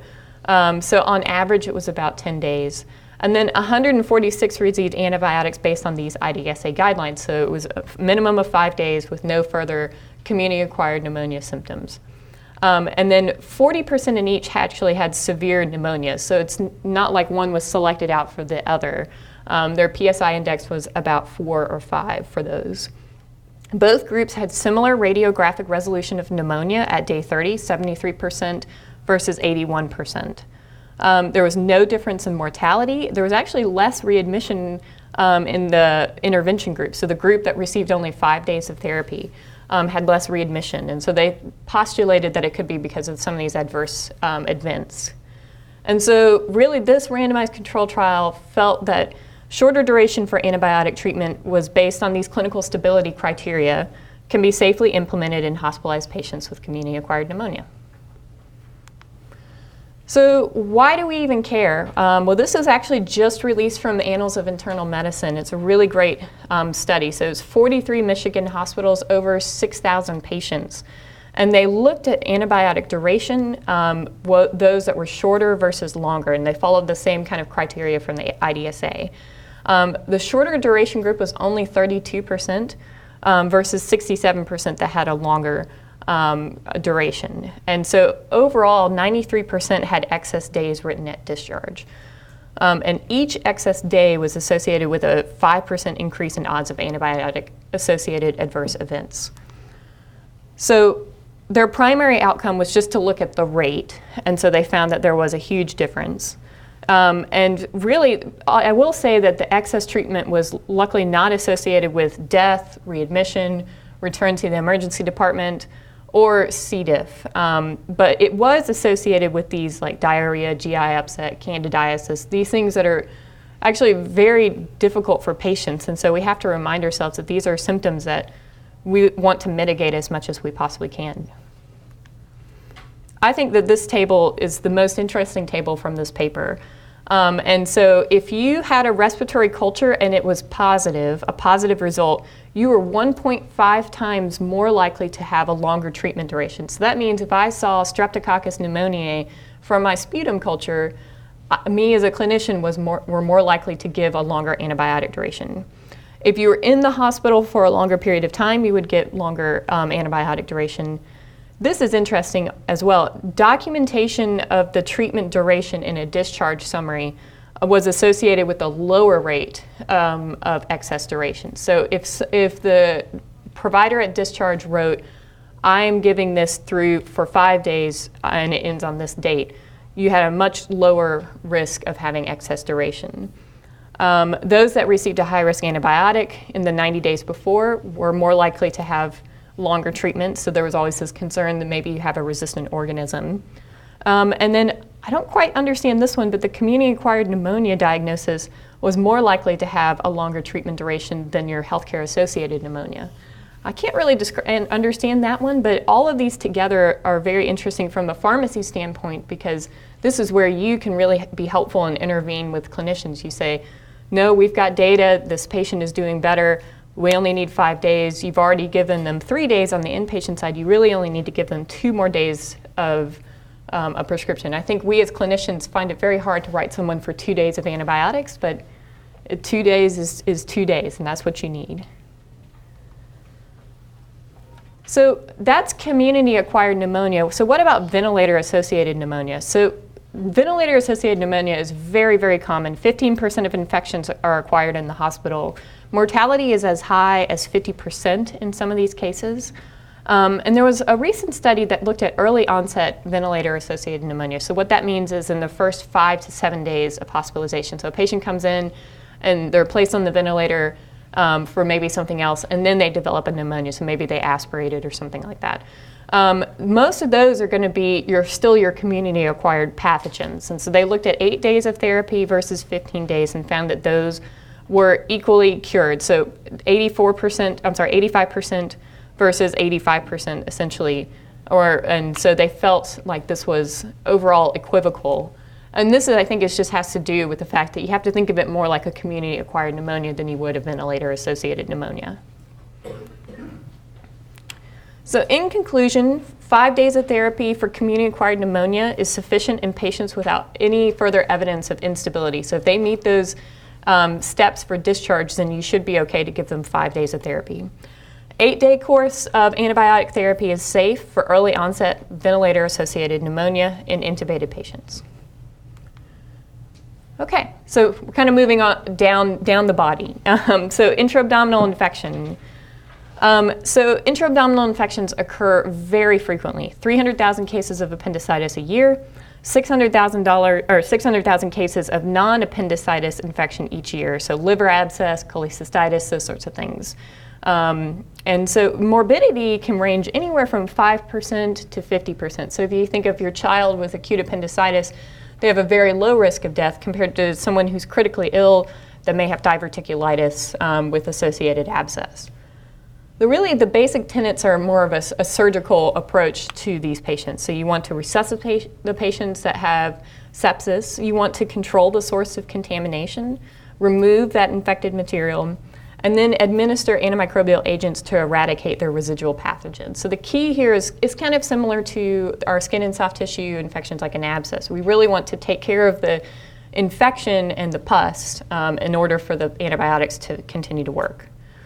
The most common things that we see are going to be things that live in our gut. So we have our aerobic gram-negative bacteria, so E. coli is the most common. 70% of cases almost always have some sort of E. coli in there.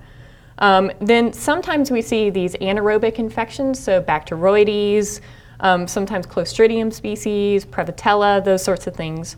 And then our gram-positive aerobic cocci. So we have a lot of strep and Enterococcus in our gut, and so that occurs at about 40% of the time.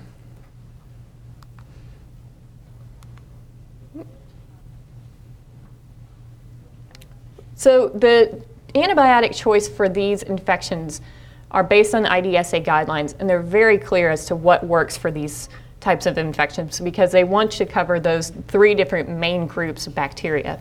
For community-acquired acute cholecystitis, you can go pretty narrow spectrum, cefazolin, cefuroxime, ceftriaxone. Those are all of your cephalosporins. Those work really, really well for that. If you have community-acquired acute cholecystitis with sepsis or you're immunocompromised, they recommend broadening out to either something like a carbapenem or to piperacillin tazobactam. I will tell you that I tend to do piperacillin tazobactam, and I save my meropenem and my carbapenems for really immunocompromised patients that have had prior really resistant organisms. I save that as much as I possibly can. If you have acute cholangitis, it's very similar to the treatment for those that have sepsis. And then the healthcare associated, that's when we start adding vancomycin to those regimens, because we talk about enterococcus and wanting to cover that. For extrabiliary infection, we once again want to cover those 3 different groups. So you can either do a single agent, such as cefoxitin, moxifloxacin, if they're otherwise community-acquired and mild to moderate risk. Or you can do things like piperacillin tazobactam, which is a really great medication in these cases. And then sometimes we do combination therapy if we need to. So the established antibiotics are very clear, but the duration has not been very clear until this thing called the Stop It trial came out. And so before the Stop It trial, we tended to treat people for 7 to 14 days after their sepsis had resolved. The IDSA guidelines had recommended 4 to 7 days with adequate source control, but still many observational trials were showing that people were continuing to do 10 to 14 days, even with source control, because of the 20% rate of this clinically significant infectious complications. And so a lot of that is due to this original disease or inadequate original source control. And so what the Stop It trial did was they took 518 patients and they randomized them to 2 groups. So one group, both of them received drainage and source control, either surgical or through a train. And then one was given only 4 days of therapy, and the other one was given 10 days of therapy. And they looked to whether or not how they did in terms of 30-day follow-up. I'm sorry, the second group got 2 days until after resolution of signs of sepsis, which averaged out to about 7 to 10 days. And you can see their primary outcome was looking at surgical site infection, recurrent infection, death, or time to event. And there was no difference between the control group and the experimental group between these 2 groups.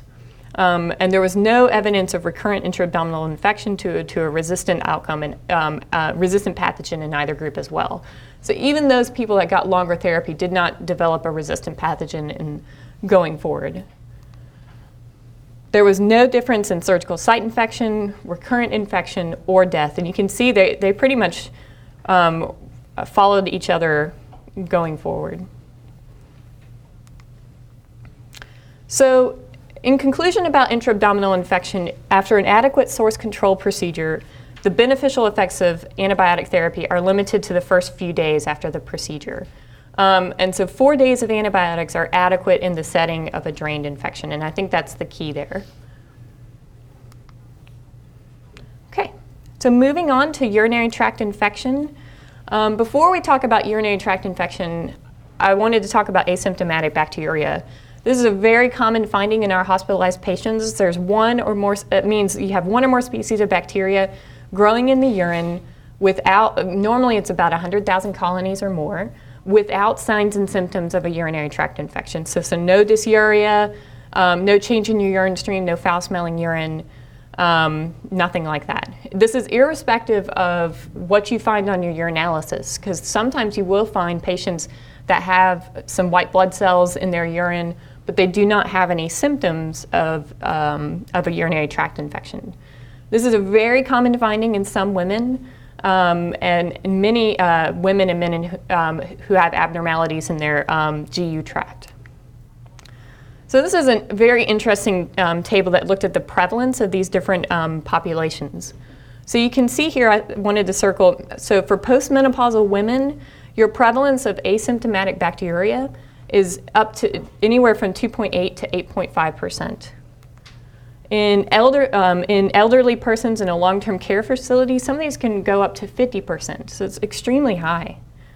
And then even in our patients that have short-term catheters, there's about a 3 to 5% prevalence per day in the catheter. So when you have a patient that comes in and is in the intensive care unit for something else and has a Foley catheter, every day that that Foley catheter is placed, you have an increasing rate of, or risk of having asymptomatic bacteria, so bacterial colonization.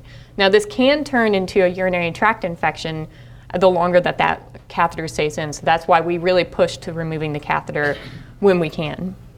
And in long-term patients, so think of a spinal cord injury that has a Foley catheter, 100% of those are colonized with some sort of bacteria. It's just we have to look at the signs and symptoms to determine if this could be causing why they're here for admission. These new guidelines that were just published this past year, they recommending test and treat for pregnant women. We have a lot of data that says if you test and treat asymptomatic bacteria, you prevent premature contractions and premature delivery. And also elective urologic procedures with mucosal trauma. So if you're going to undergo a cystogram, our urologist will do a test and treat beforehand because you are doing a sterile procedure in a dirty environment. So you want to be able to treat that infection beforehand. But the list for don't test and treat is extremely long. Infants and children who are otherwise healthy, healthy premenopausal non-pregnant women, older functionally impaired men and women in the community, older patients with cognitive impairment with delirium. This is the common thing that we see in our hospital, but they do not have any GU symptoms or other systemic signs of infection. So we have a lot of patients that come in delirious, and we like to blame the urinalysis, but that's not necessarily the cause of their delirium. Patients with diabetes, if you've had a renal transplant, if you've had it for longer than a month, you do not need to treat asymptomatic bacteriuria. Patients with solid organ transplantation, spinal cord injury, short-term catheter, long-term catheter, and or elective non-neurologic surgery. So the IDSA guidelines really honed into this asymptomatic bacteria because we give so many antibiotics for this non-infection. So moving on to urinary tract infection. So say you now have determined that your patient does have a urinary tract infection. It is one of the most common indications that we see for prescribing antimicrobials in healthy women.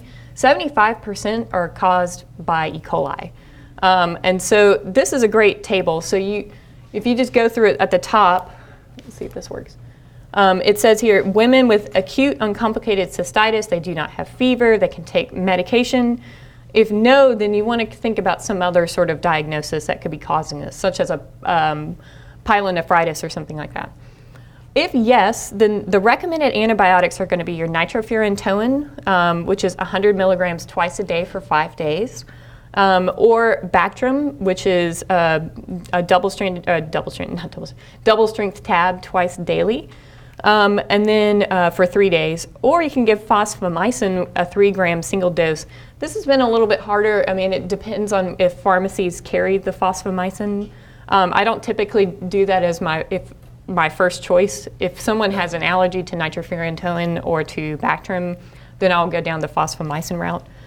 And then the I don't even know if we have this one, the 400 milligrams times 5 days. Now you'll see here that we do not include fluoroquinolines for initial treatment of urinary tract infection. And so those are the ones that you want to do. You do not want to do fluoroquinolines because of resistance. You can potentially do a beta-lactam if you need to, but the data is really good for these other agents. Okay.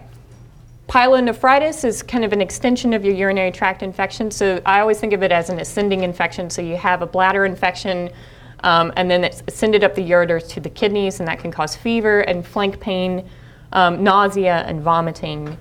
So the treatment has been 2 weeks typically with Bactrim or fluoroquinolines, and that has high rates of cure. But I will tell you that multiple randomized controlled trials have shown that shorter duration is appropriate if you have cultures that have shown susceptibility and your patient is improving. So this is a meta-analysis that looked at short course, which is on the left-hand side right here, versus longer course therapy. And so they looked at clinical failure at the end of treatment, and there was no significant difference. So this crossed the ones, so this big diamond here crossed that middle line, and so there's no significant difference between the two. They even found that there was no significant difference in patients that had bacteremia, although the studies have been very not consistent with that. And then in patients with urogenital abnormalities, the evidence actually leaned more towards longer treatment being required. So this is when we work with our urology colleagues to determine how long do we need to treat these patients that could have an altered anatomy. So in conclusion about urinary tract infection, so you don't want to treat asymptomatic bacteria in most populations. A UTI treatment can be given for 3 to 5 days, depending on the antibiotic. 7 days of therapy is no different than 14 days of therapy in uncomplicated patients. And I think uncomplicated is the key here. So I'm going to end with gram-negative bacteria. This is bacteremia. This is actually a new study that came out that looked at gram-negative bacteremia. So we frequently see bacteremia in the hospital that's associated with pyelonephritis or an intra-abdominal infection. Sometimes we also see it related to line infections as well. There's really been limited data about shorter course therapy for gram-negative bacteremia. There was a study, though, that looked at 604 patients, and they took those patients and they only looked at aerobic gram-negative bacteria, so not things like salmonella and stuff like that. They had to be hemodynamically stable and no fever for 48 hours. And they were recruited into the study if planned to be discharged before day 7. And they looked at all of the source of infection, including urinary tract infection, skin and soft tissue, intra-abdominal, respiratory, and catheter related. They did exclude people that had an uncontrolled infection or it was polymicrobial or immunocompromised. So if you look at this study, so they looked at the short arm, which was 7 days, so they chose 7 days versus 14 days. And the primary outcome overall was 90-day all-cause mortality. And so there's no difference between mortality between the two, 12% versus 11%. In terms of readmissions, there was no real difference, about 39% versus 43%. Extended hospitalization beyond 14 days, there was no difference between that.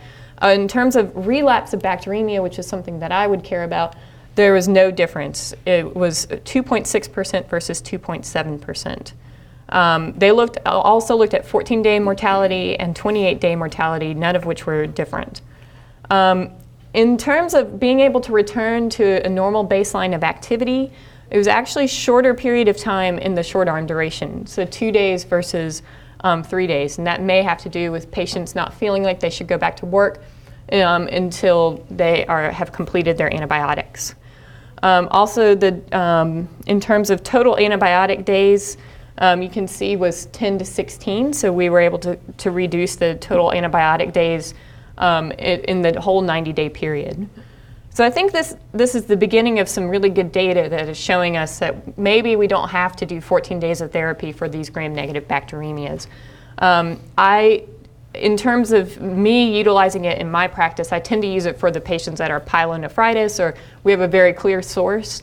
It's a little bit harder for me to jump on board when I don't know what the source is. So in conclusion about gram-negative bacteremia, in patients hospitalized with that, achieving clinical stability before day 7, an antibiotic course of 7 days was non-inferior to 14 days. Reducing antibiotic treatment for uncomplicated gram-negative bacteremia to 7 days is really important antibiotic stewardship intervention. And I think this is new data that's coming out that we can really work on that. So overall conclusions, we really want to reduce antibiotic to the safest, most effective duration. That's important for antibiotic stewardship, to prevent antibiotic resistance, and to prevent these antibiotic-associated adverse events. I think pharmacy is very important in terms of being able to keep us clinicians in line in terms of how long to treat these very common infections. So we always look to y'all to how do we dose this and how long should we treat. So this is, I think, very important for you as to be able to do it.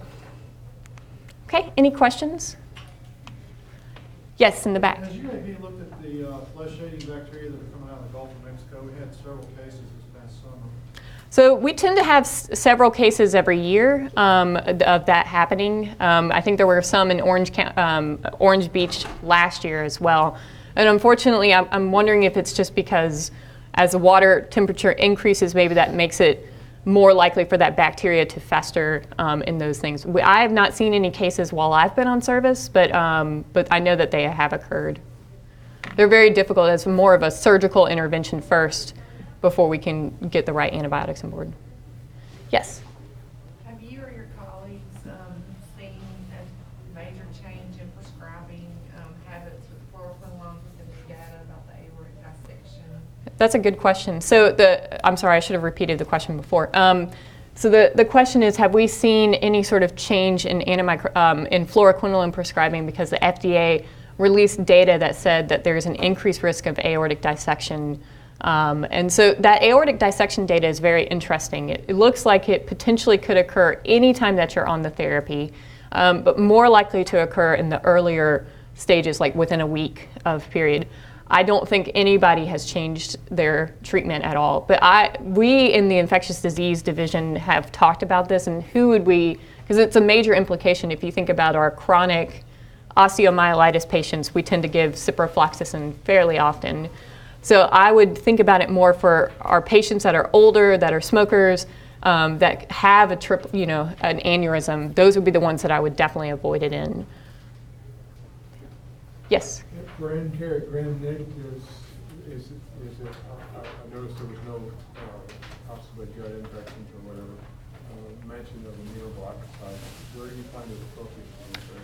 I think a lot of people, or the question is aminoglycoside use for enteric gram-negative infections. I think as we have developed newer medications, I think a lot of us have tended to avoid aminoglycosides unless we need to. We've used it for our really drug-resistant organisms, but if there's a way that I can avoid its use early on, because it has so many toxicities. I mean, about 50% of patients develop kidney problems, and there's also the vestibular toxicity, so you can get dizziness, you can have hearing loss. So we really limit it to the people that absolutely need it, or for our mycobacterial infections. We don't use it nearly as much anymore. Okay, any other questions? Well, I do believe that there is lunch right behind you. They are putting it out right now, and I think your next talk is going to be starting in about 8 minutes. Would you let the people know online that we're going to take the website down for a few minutes and change out the survey on it, so they have to refresh. Okay, so we are going to put the website down, and then just for people that are online, and so you may have to refresh for the survey. Is that correct? Okay, good. All right, thank you.